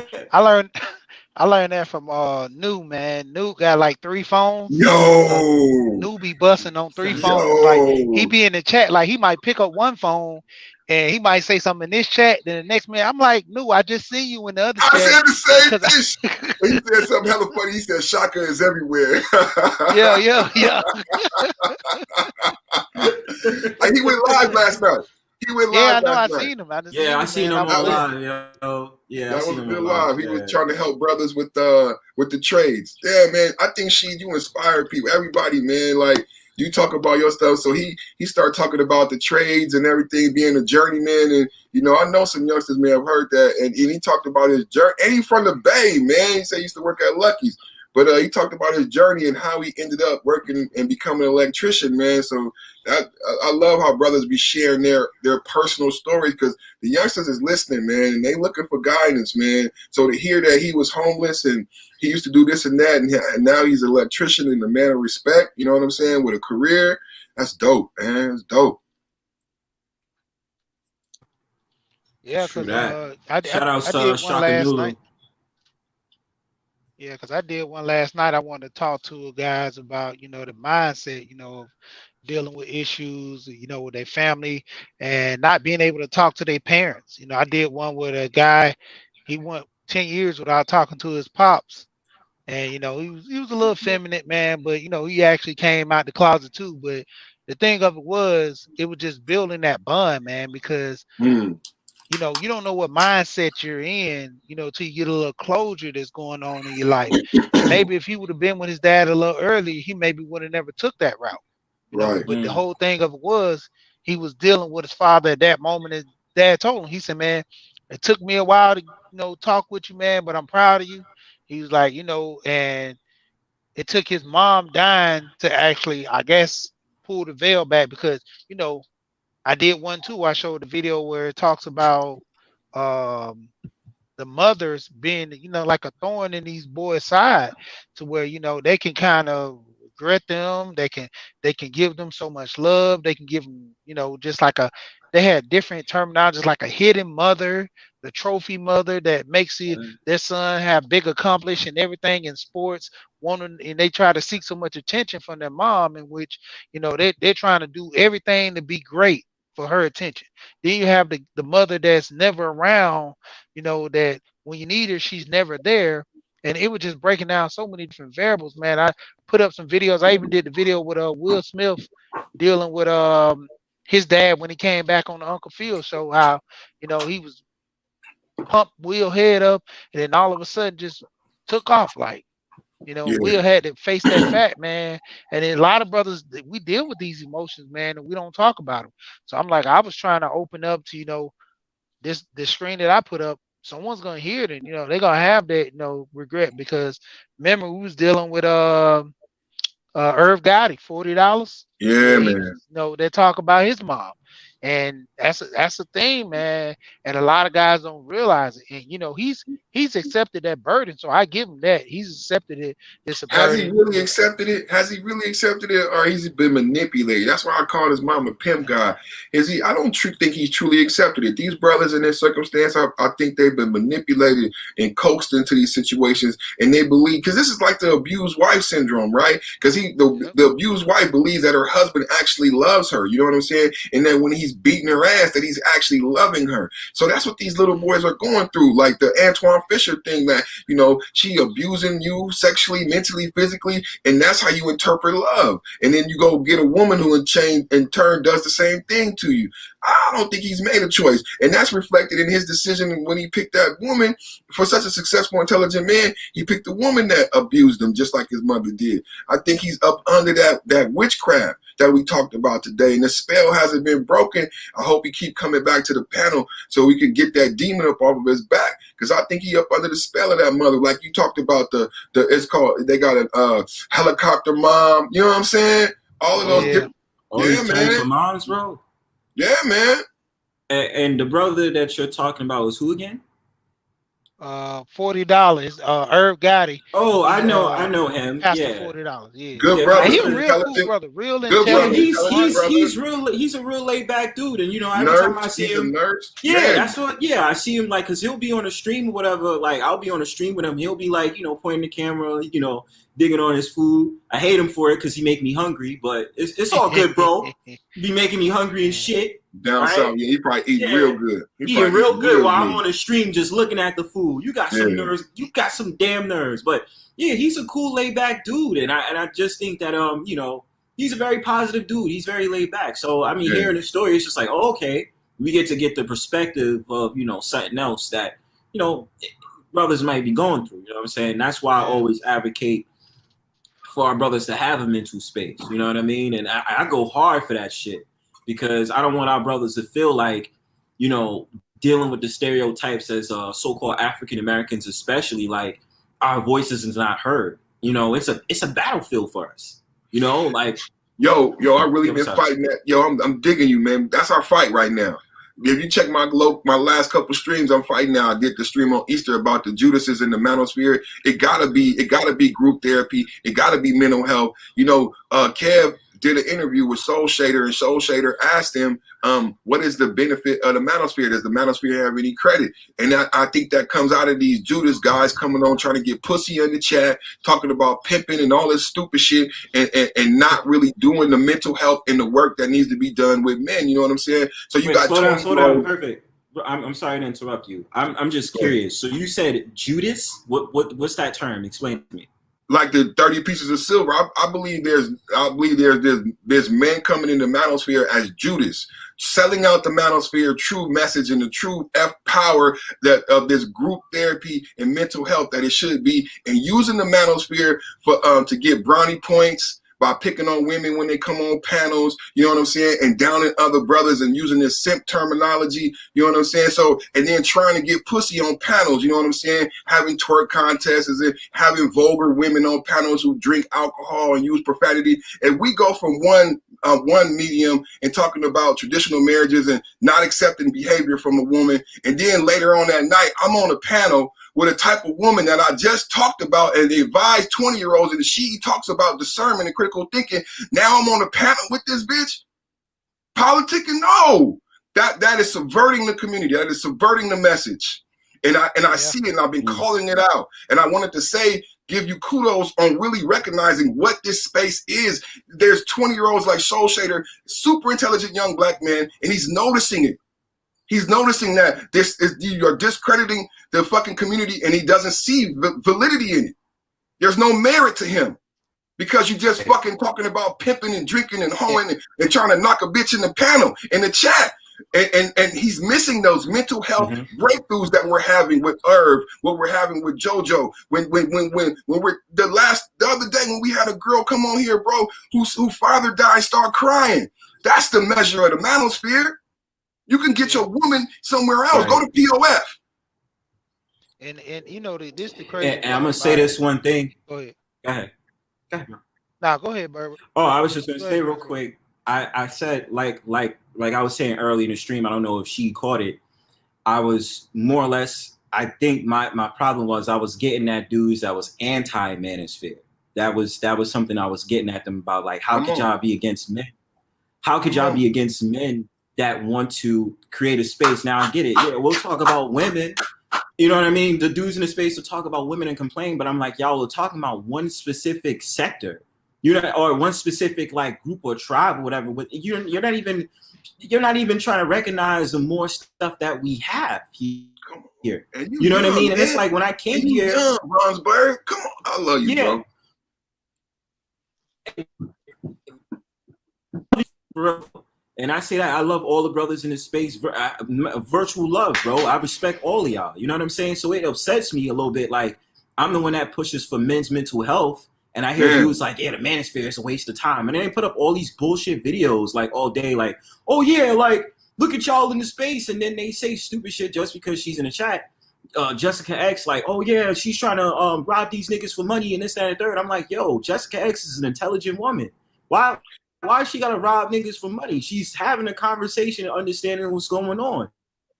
They weak. They weak. And these same motherfuckers, these same manosphere haters, they benefit. They benefit from manosphere fame.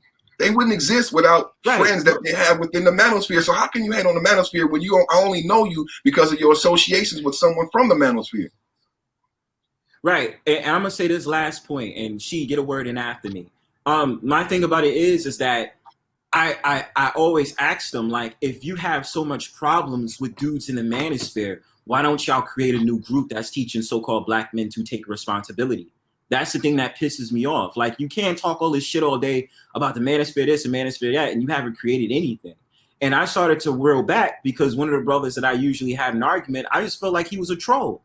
He would disrespect me on panels or try to say little shit in the chat, and I called him out about it. But I said I hung up my because I speak honestly. I hung up my whole entire thing because I recognized some of it I was out of line and certain things I just didn't know what I was talking about.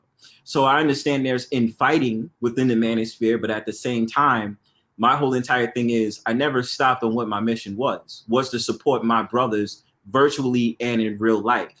You know what I mean? And it's important to me because I care. So it's like seeing that shit, and you know, when you have brothers that's giving full on testimonials, like we gotta take that shit seriously, you know. Like I'm get past the whole entire yo, you're an incel or you don't get bitches, you fuck on a bitch and this, that, and third. That shit is corny. And I would expect more from a lot of you dudes that's like 40 to 50 years old and you still talking about the shit like you in high school. And I'm younger than these cats, bro. Like, I'm younger than y'all. Say it. And it's like, it's a shame for y'all to be talking about bitches this and bitches that. Okay, we complain about the bitches of, the quote-unquote bitches of the modern-day women, but that's why I tell dudes, it shouldn't be a voice for you to say, oh, I completely give up on women. You know what I'm saying? Like, everybody needs somebody, you understand? My thing about it is you choose what's right for you. That's my whole entire mission statement. You can believe in relationships, you can believe in marriage, but you need to understand what the hell comes with marriage. That's why I want to give a shout out to Fantastic as well. Fantastic be saying some shit on there, and he be making a lot of sense in the things that he's saying. And that brother breaks down a lot of things. Shout outs to the dude Ike, because he be talking about finances. Complex design. We vibe because of the sapiosexual stuff that we like, the sapiosexual mindset, bro. So I'm not gonna let people think that being in a space is a bunch of charades because a couple of dudes want to stick to the same old talking points all day and not change the paradigm. You understand? And certain dudes protect them in a space, but at the same time, you choose what you like to hear. But the dudes that's anti-manosphere, my whole thing to y'all is, when are y'all gonna create a space? Why do y'all still come into manosphere panels and have a conversation? And why do y'all make all these videos if you're against the manosphere? It doesn't make sense. Create your own space and shut up. That's all I'm gonna say. That's cheap. You know, the crazy part about, okay, one with Jessica. A lot of guys, they complain about Jessica this and Jessica that, and I laugh at them and I tell them this. Why are you going at Jessica? Go at the guys who you talking about that's giving her money, whatever crap, because Jessica's not doing anything. Jessica's not doing nothing wrong in the manosphere. She's not any, and then this is the thing. If she's doing something wrong, you guys are allowing it. Jessica is perfectly fine. She's over here. She's bringing out points. She's giving understanding, just like everybody else. But the thing, because it's coming from a woman, just like with Topaz. Topaz was on a channel one day. She was, a matter of fact, she was on Platinum channel. And this is the crazy why. This is the main reason why I go to Platinum channel. A lot of guys are over there rah-rahing and talking junk. And she said, well, basically, it's like this. When a man goes through a situation and he can't lead me, she said, of course, I'm going to step in, or as a woman, they're going to step in and lead that man and do things for him. But she can only do so much. Everybody was running down to her. Why are you leading a man anyway? A man's supposed to lead, the woman not supposed to lead. And the first thing she said was, I said that I only can lead if a man can't lead. I jump on the panel, say the same thing she exactly said. And I'm like, you guys are not hearing her. So when I said it word for word, they was like, yeah, that's what I'm talking about. And I started laughing because she was like, I said the same thing. And I was like, I know, Topaz, but watch this. I said, y'all listen to what I said and said yes. When she said it, y'all said, oh, man, we don't understand that a woman shouldn't be leading. I told them just like this. Of a man who don't know his purpose, because I always talk about knowledge yourself. If you don't know yourself, why are you in a relationship trying to date someone, trying to be with someone, trying to get a woman to follow you, and you don't even know where you're going, first of all. Second of all, if you don't know how to lead, that woman is not going to go into a burning house with you. She's going to tell you, let's go the other way. She's going to tell you there's other ways and other things of doing things to where we can get ourselves together. Now, that's just like the homosexual guys. They'll go into a situation with a woman that takes care of them. Eventually, that woman helps them, get structure in their life, and they understand, man, I don't need to live like this. I'm starting to get some knowledge on myself.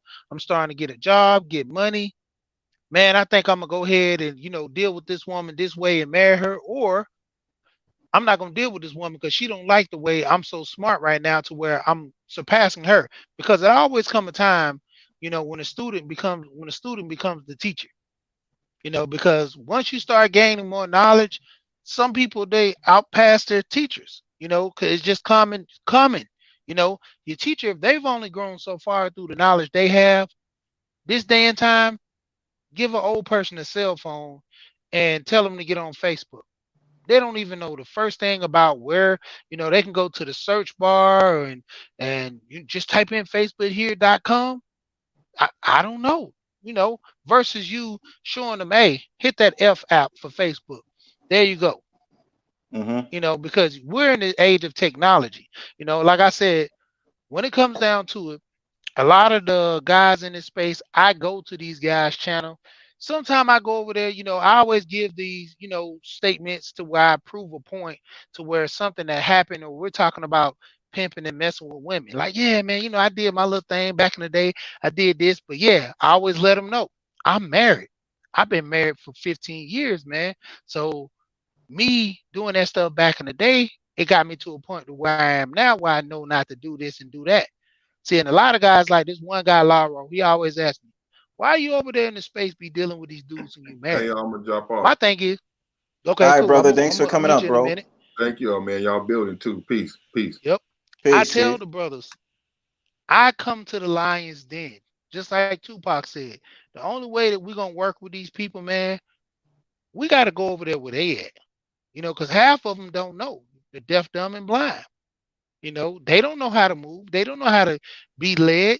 Some people have to be led. That's why in these spaces, Beasley said it best when he was talking about this is a cult over here. A lot of these guys train people mind into a cult mentality in which whatever I say is the truth, the whole truth, and nothing but the truth, to where, the wool is being pulled over their head.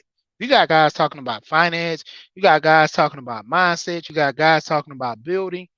But then we always want to go over here for the jokes, the laughter, you know, the love and hip hop. That's what I always say. In this space, it's just like love and hip hop. We come over here to laugh, we come over here to joke. You know, some even probably come over here to cry. But at the end of the day, we walk away the same way we came here, not knowing nothing, not built nothing, not, essentially grown. Yeah, I hear you, brother. Because connection, but Y- y- bro, absolutely. Yeah, And I hear this all the time. My connection might go out again. I'm trying to test this joint out. But no, bro, I hear exactly what you're saying, bro. And it just it's just aggravating. It's like the whole issue of the women in this space, and certain times they'd be like, yeah, but you're wrong, because you have to understand as a woman, blah blah blah. But I'm like, but if they're dropping jewels and they're on your team, why are you beefing with them? It doesn't make any yeah. sense to me, bro. Like I don't understand the rhetoric in that. Like either you want space or you don't. You I You I came you break it. across You they breaking don't up. need women to be on. Yo, can you hear me? Yeah, you breaking up. You might Can need to you hear pull me? over to one spot. Yeah, you good now, but earlier you were just breaking up real bad. Go ahead. Yeah. But I was saying it's like either y'all want the women in the space or you don't want them in the space. And then it's just like you try to kind of like, I guess, set up these unrealistic rules for them and all these demands. Like, you can't do this, you can't do that. And it's like, but bro, like, what the fuck, bro? The information is getting out, bro. Like, why we don't want to, y'all claim y'all want more upstanding. Okay, cool. What I'm saying is calibers of women. But then when it's the caliber of women that's respectful, that's on y'all team, believes that men should have their own space, it's bullshit, curse them out and all this other stuff when it's unnecessary. You know what I'm saying? And then I ain't gonna lie, I'm sorry to mention it because Jess is here. Jess was saying something to me on a panel one day, and I remember she was like, yo, I wouldn't even allow mad at these other people to be coming to this space because they're just wild out. And I sat back and I thought about it. I remember I told her on a different panel, I was like, you right about that shit. Be nutty, fam. some off the wall shit. Like, yo, bro, this is really unnecessary.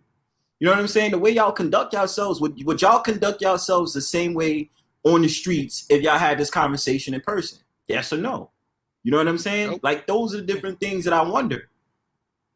You know what I'm saying? Because people put on a facade. Let's not forget, behind these avatars, let's not front like people don't put up a good fucking show, yo. People will put up a show and they'll be like, yeah, you know, I get it like that, blah, blah, blah. And their whole life in real life is the total opposite of what they claim on YouTube, dog.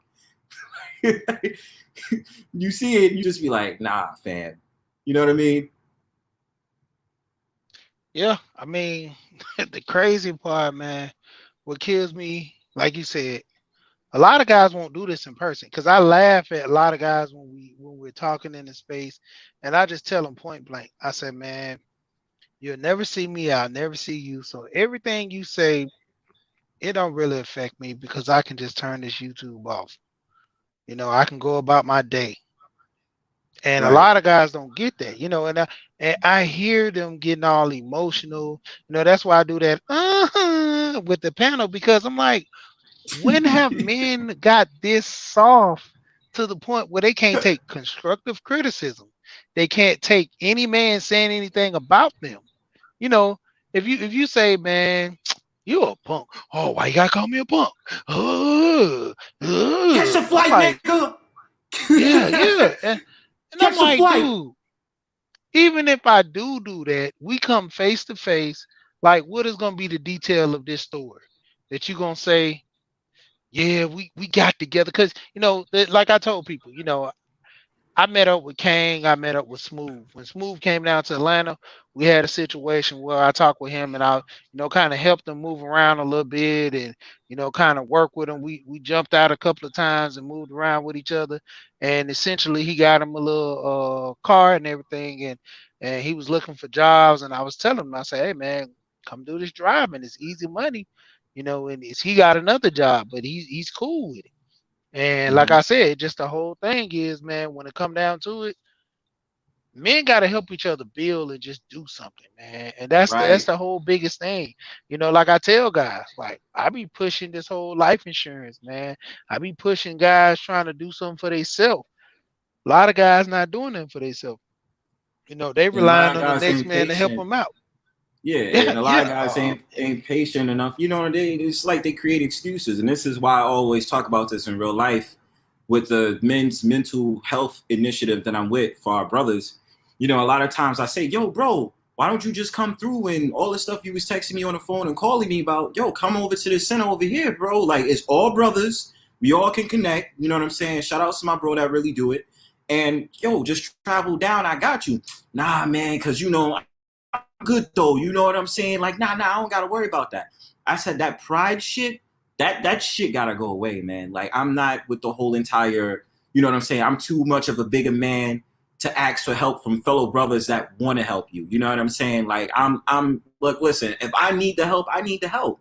You know what I mean? And it just aggravates me because it's just like you can never we're always gonna be vulnerable about something.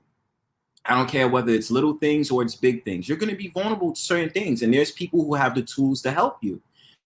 And that's why I enjoy brothers like you. I think Man of Tomorrow does it as well. I know Man of Tomorrow does it, and a couple of other brothers in Yeah, this space that literally is like, yo, if you get on this job, yo, I got you. You can have the opportunity to earn this, that, and the third, and make a sufficient income off of this. And I was like, this is the beautiful thing that I like to see with our brothers. You know what I'm saying? This is the stuff that these anti-manosphere dudes don't talk about. And it's like, yeah, y'all don't even see the beautiful diamonds and jewels these brothers is offering to our brothers out here. The fact of the matter that they're having this sit down conversation on these panels for hours on end, talking about cryptocurrency and talking about how you can do this and how you can invest in this. Those are the different things. And if I, like I said before, like I said many of times, when I get up to that level of subscriptions, I'm gonna make sure that we're promoting each other's pages. You talk about the money thing, you talk about what it's like to be a married man. I'm promoting you. And when there's the other brothers that's talking about cryptocurrency, all these different things, I'm literally gonna go on my panel and say, yo, support these brothers, man. You need help with this, yo, you go here. You need help with this, you go here. You need, and that's the thing. We all have different branches of topics of conversations we come with. And so brothers got to understand, yo, there's hope out here for us, man. I would cry to the high heavens if it goes from 64% of us getting into the middle class to 75% in the next 5 years. Because I want to see our brothers win. And I want to see like-minded women that have respect for us and want to see us win too. You know what I'm saying? That's on our teams. Don't got to debate with us. You understand? That's what I want to see. You know? It's going to get to that because you got to look at this. A lot of guys are waking up to, not more or less looking at the big butt and the smile. I mean, the younger kids are not getting married because they don't see the whole aspect of family, Mm-hmm. And like I said, a lot of guys don't know about this vetting process, man. Like I told you, I didn't just get the game from elder men. I got it from elder women as well. They basically sit down and told me, you got to ask women questions, just like they do what they call the shit test.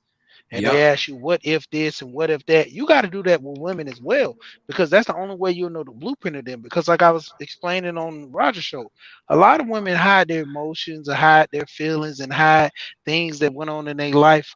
Great. Like you will never know that a girl got abused unless she said something.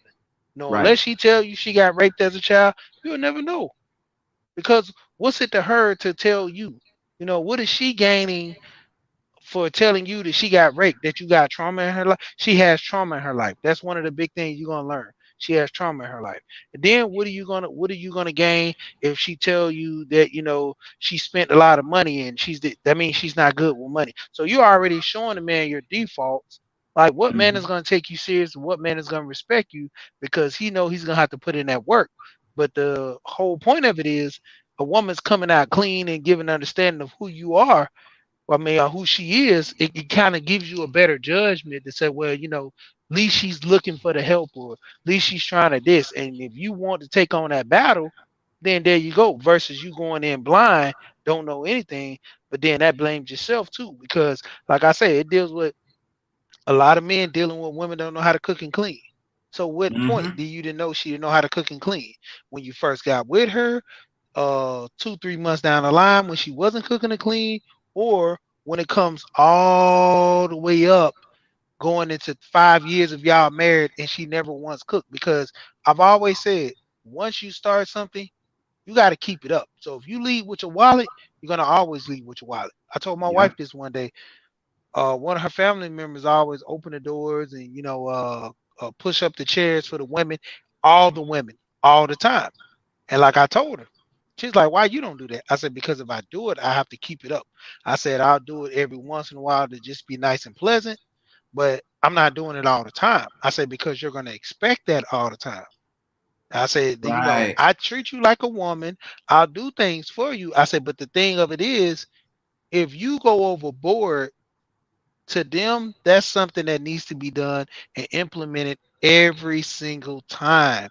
Because if you take time to do it this one time, the next time and the next time after that, to them it's like a forced habit. Like you're breaking habit by not doing it. And it comes that to a lot of relationships. A lot of guys got to understand that. Even with the YouTubers that go in crazy on the women, and I'm like, dude. So the question is, do you want to have a girlfriend or not? Do you want to get married? Because I don't think you're gonna do that on this panel, yelling and screaming at women like this on a panel every other week. Like, what All that woman wants to facade deal shit. with a man that acts like that? Yeah, what woman wants to deal with a man that acts like that? And she, When it comes I down to it. think I agree. And I'm gonna say this. I try my best never to really do this. Like that's why I said today was my theory of cleansing, because I was just like, I'm gonna cleanse all of the bullshit, like just to get it out. But made sure, like, you have to understand responsibility is responsibility. You can't get mad at me because you put yourself in a situation, and you know what I mean. You told us I'm not gonna demean you and try to down you. You know what I mean? And I'll say it because if I didn't do it already, at least I'm trying to recognize that fault. You know, I don't believe in trying to call these women bitches and, you know, whores and this, that, and the third on a panel to their face. You know what I mean? I mean, well, while they're on the panel, like I believe, like, look, listen, you're saying this and you're saying that. This is where I have to say, okay, you're wrong in this, or I hear you, and blase, blase, blah. And the critiques will come up. They'd be like, oh, you're gaslighting and all these different things. But I'm like, look, like these brothers want to take, these brothers will get a hard on calling these women bitches and all these type of names out the book. And I'm just sitting here like, I don't understand it, yo. Like y'all, like, come on, man. Like you supposed to be Mr. Big Man. You like, you know how to treat women. So how come you treat this woman like shit when she's on a panel, dog? But that's Like, why they like sense. the echo chamber. That's why It's they the like the echo echo chamber, chamber, yo. because you got to understand, if I go to a panel that speaks on player and everybody on the panel speaks player, it's understood. If I go to a panel that everybody hates the women, I talk about hate on women, it's understood. I've been on panels where guys hate the women, and I tell them, I said, man, you can't tell me that you hate women that bad. Oh, I hate women that bad. So that means you never get married, you don't have sex. Whoa, I didn't say that. Whoa, so you can't have your cake and eat it too. You can't hate women this bad to the extent you don't want to have sex with them. You can't have sex with them Yo, because you hate them this bad. And it poses the question, what are you really doing? Yeah, exactly. And I was just gonna add off that point. Some of these men, I hear them, they say sometimes, they like, fuck these women. So I was like, so would you rather be alone, or, you know what I'm saying? Because it's the temperature, you know what I mean? My thing is, I'm not against dating. I say this all the time. I'm not against dating. I just say that you need to understand the person that you're dealing with. You don't just deal with a girl just because she looks pretty and she might have a fat ass and a physique. You got to get past that. You know, brothers got to understand, like, there's more components to understanding how a woman is. You know what I mean? And I've learned, like, the person that I've looked up to, like, I've looked up to because they're old school. My grandmother.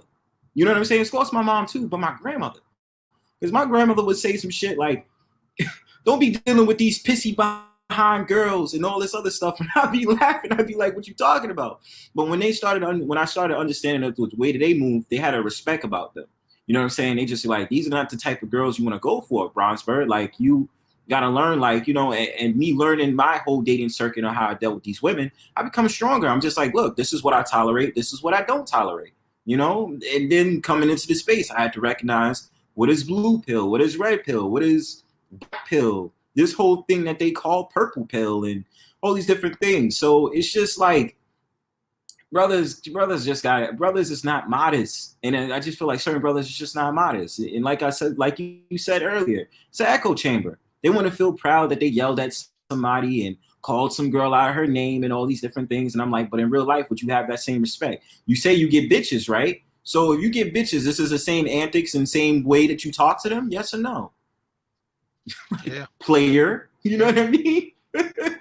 Yeah. I mean, like, that's what hard. I really want to know. It's hard for me to even grasp the concept that a lot of these guys even deal with women.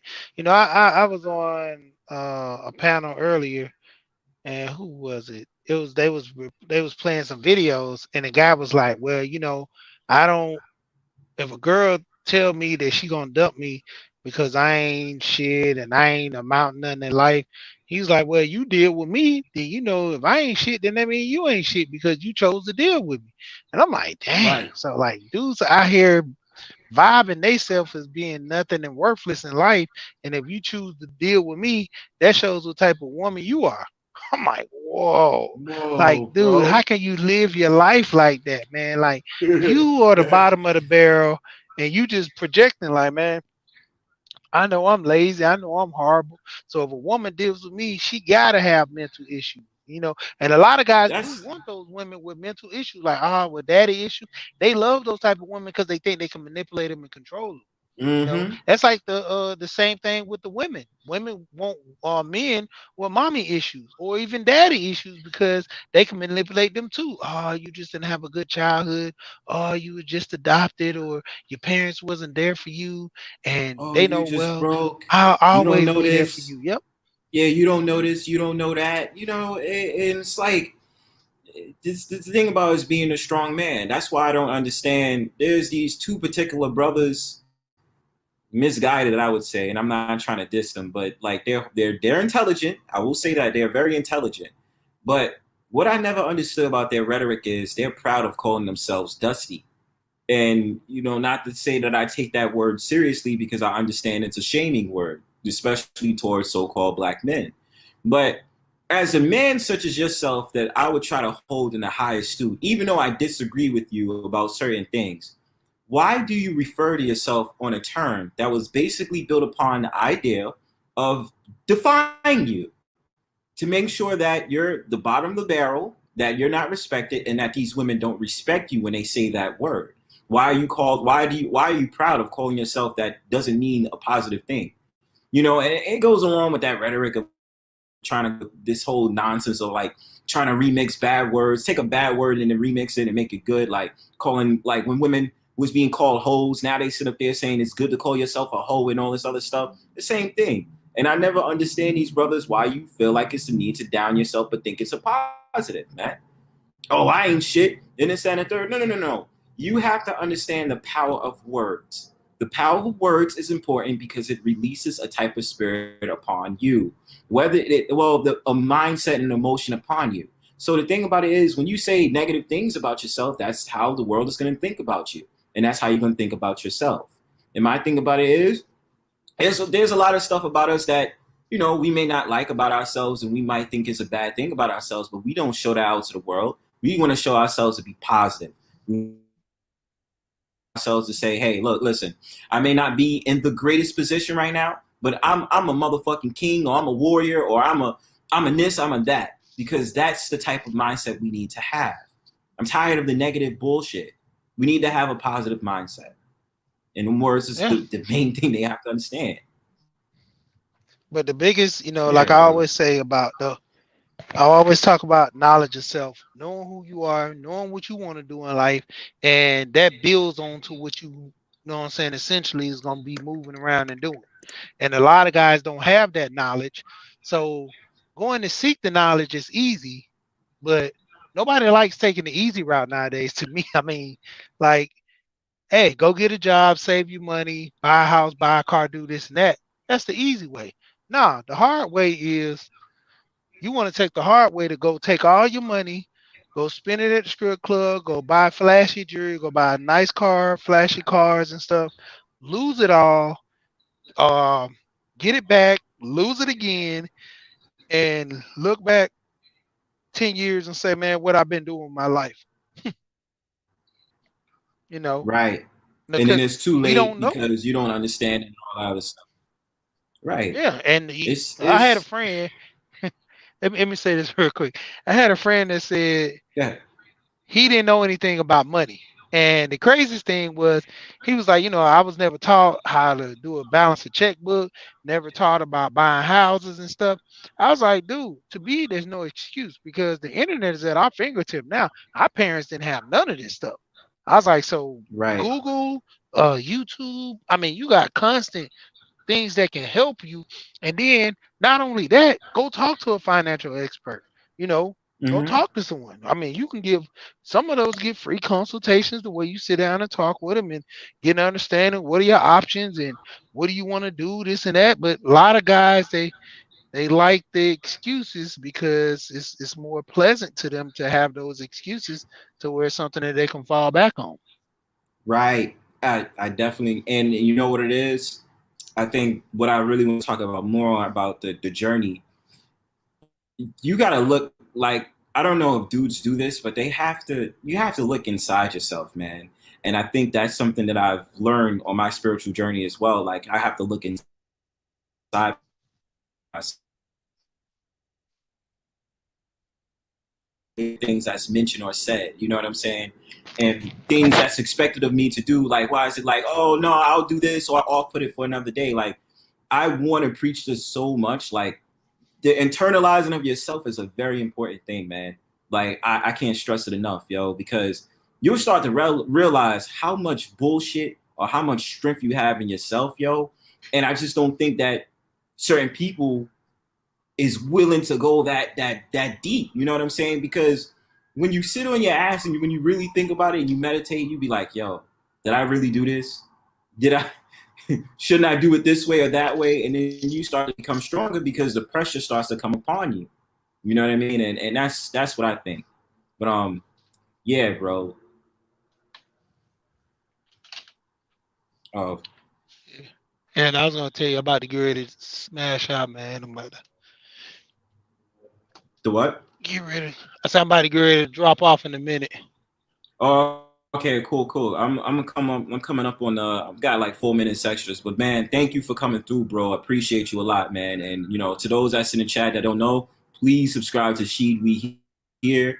You can put your channel in my description after you know I get done with the video, so people can support you, bro.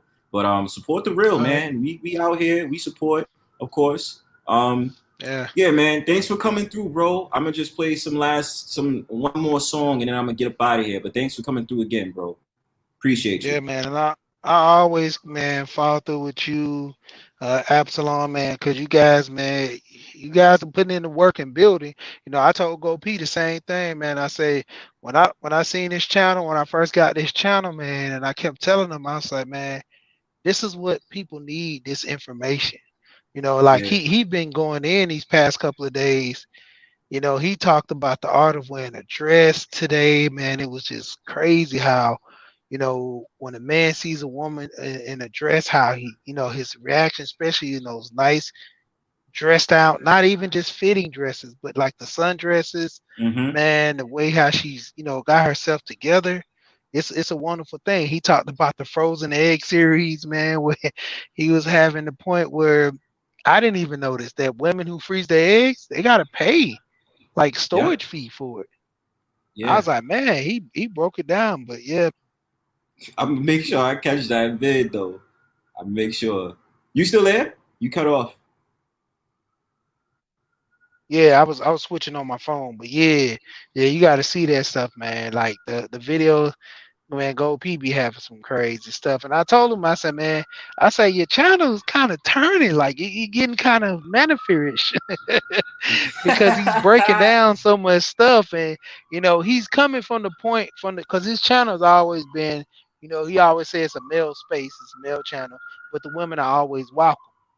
Yeah. But you know, and that's what I like about a lot of even with Roger.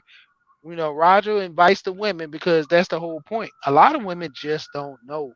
And by you just throwing it in their face, you're stupid, you're dumb, versus saying, yeah, you got some things messed up in your head, but this what needs to be done to correct them to make yourself better. You know, Right. BGS even said, I told them guys, I said, man, my wife sit there and watching Edward was like, oh no, she's gonna dox people. She might have friends that dox. I was like, dude, my wife don't study none of this stuff about the manosphere. I'm like, the only time she watched this stuff is when I listen to it, and she just like BGS because BGS talks about a lot of economic stuff. So if she hears voice, she be like, oh, yeah, I know you're talking to BGS, listening to BGS, because I'm always, you know, trying to move and do things a certain way, and she'll hear certain kind of like art. I'm always on arts panel, and the thing of it is, man, like I told her, and I say just a lot of guys, because she even said she heard some guys on the panel. She said, man, a lot of those guys are hurt.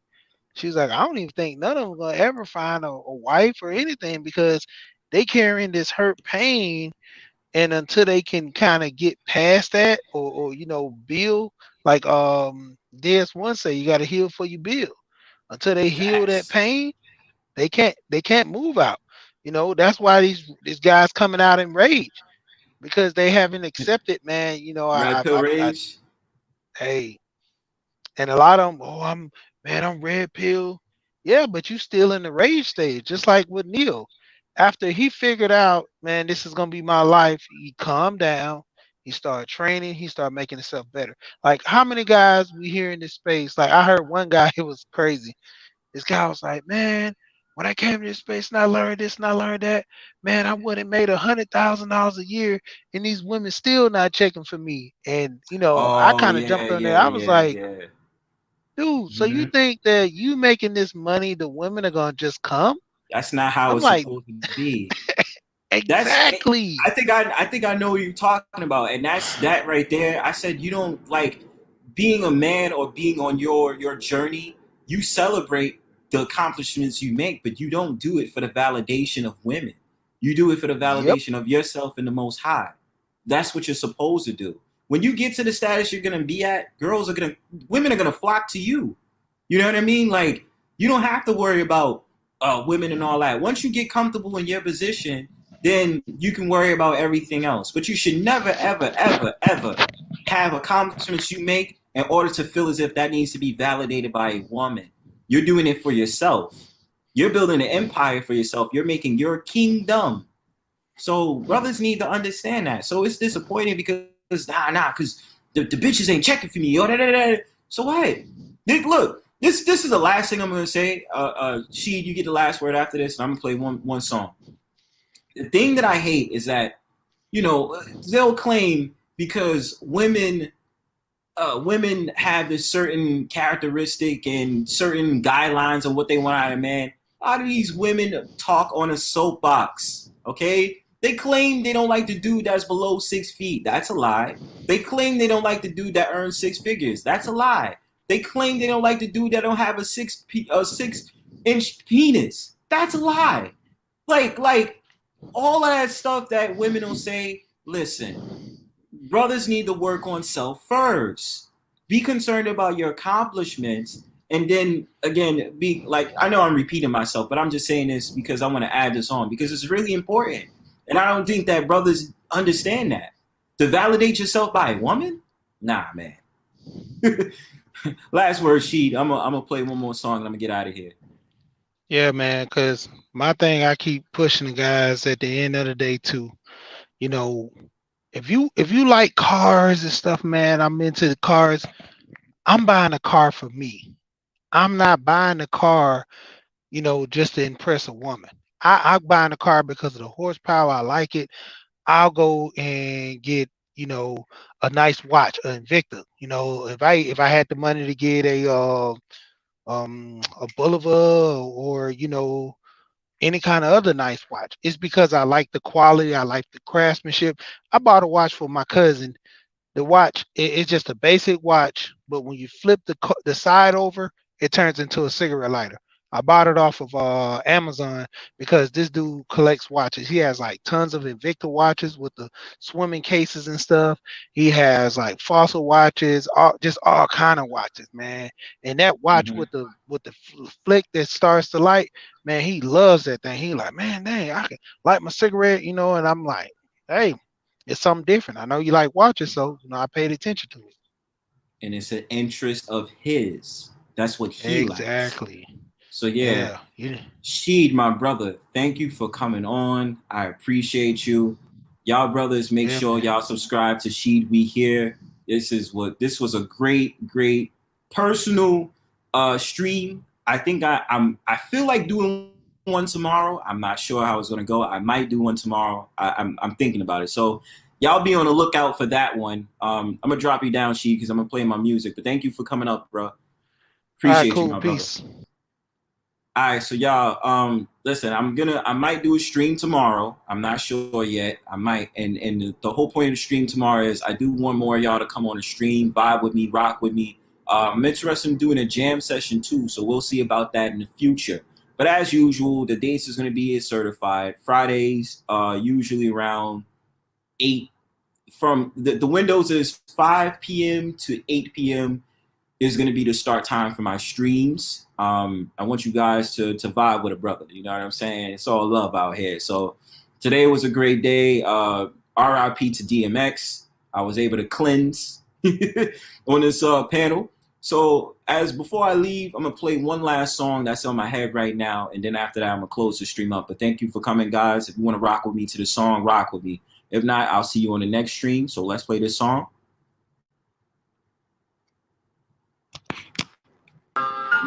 Back on the set, HDM, Jumping Nails, you know the things.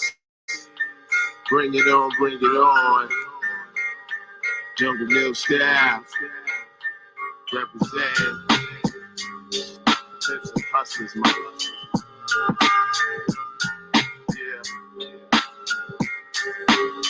Yeah. It all begins in a smoke-filled room, some fat bags of boom.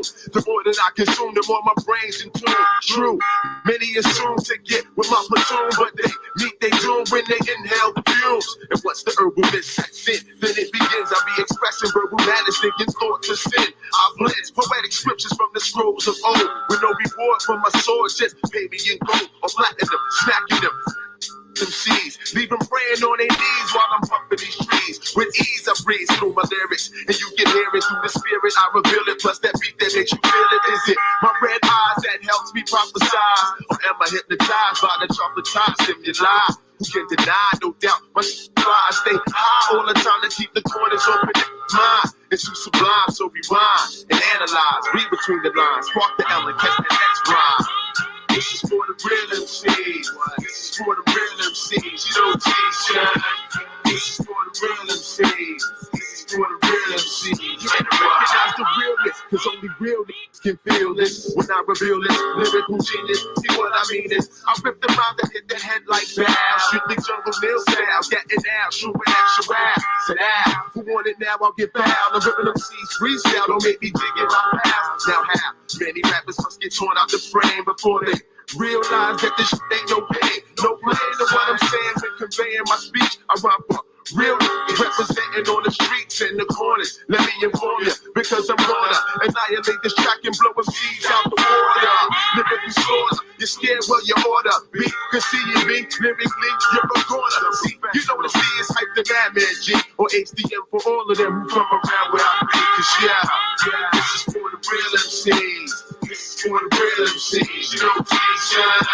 This is for the real MCs. This is for the real MCs. And as I increase my higher visualize through my red eyes, I analyze the wise and prophesize on our demise and I rise. Recognize, sort the truth from the lies, cause I despise them feeble minds that can't with my lines. Do the theory that's divine, I'm ahead of my time, cause I design the kind of rhymes that should be saving like pine. A dime of that exotic makes me wanna get neurotic. The stage, the battlefield, and rack them seas, they are my target. Spark it, soon as the darkest, it's HDM mode. I bring their ruckus to the mic and watch this turn cold. I unfold the verbal scrolls found on Solomon's mind, where the treasures, herbal pleasures, sensibility and vine. But yo, the specifics ain't no time for the logistics. It's too explicit, the way I kick it lyrically, I'm gifted. You know I'm lifted, you can tell by how I'm ripping it, like I invented it. Jungle Hills, I represent it. Why? This is for the real MCs. This is for the real MCs. You know T-shirt. This is for the real MCs. This is for the real MCs. And why? One time for your mind. HDM on set. The professional, no question, no doubt. No bills, we keep it real. Double J, you in my heart, baby, Paul. L.I., one time for your mind. Big Dot, Sugar Shack, where you at, baby, Paul? One time for your mind, and it don't stop. Keep it real. What the deal, baby?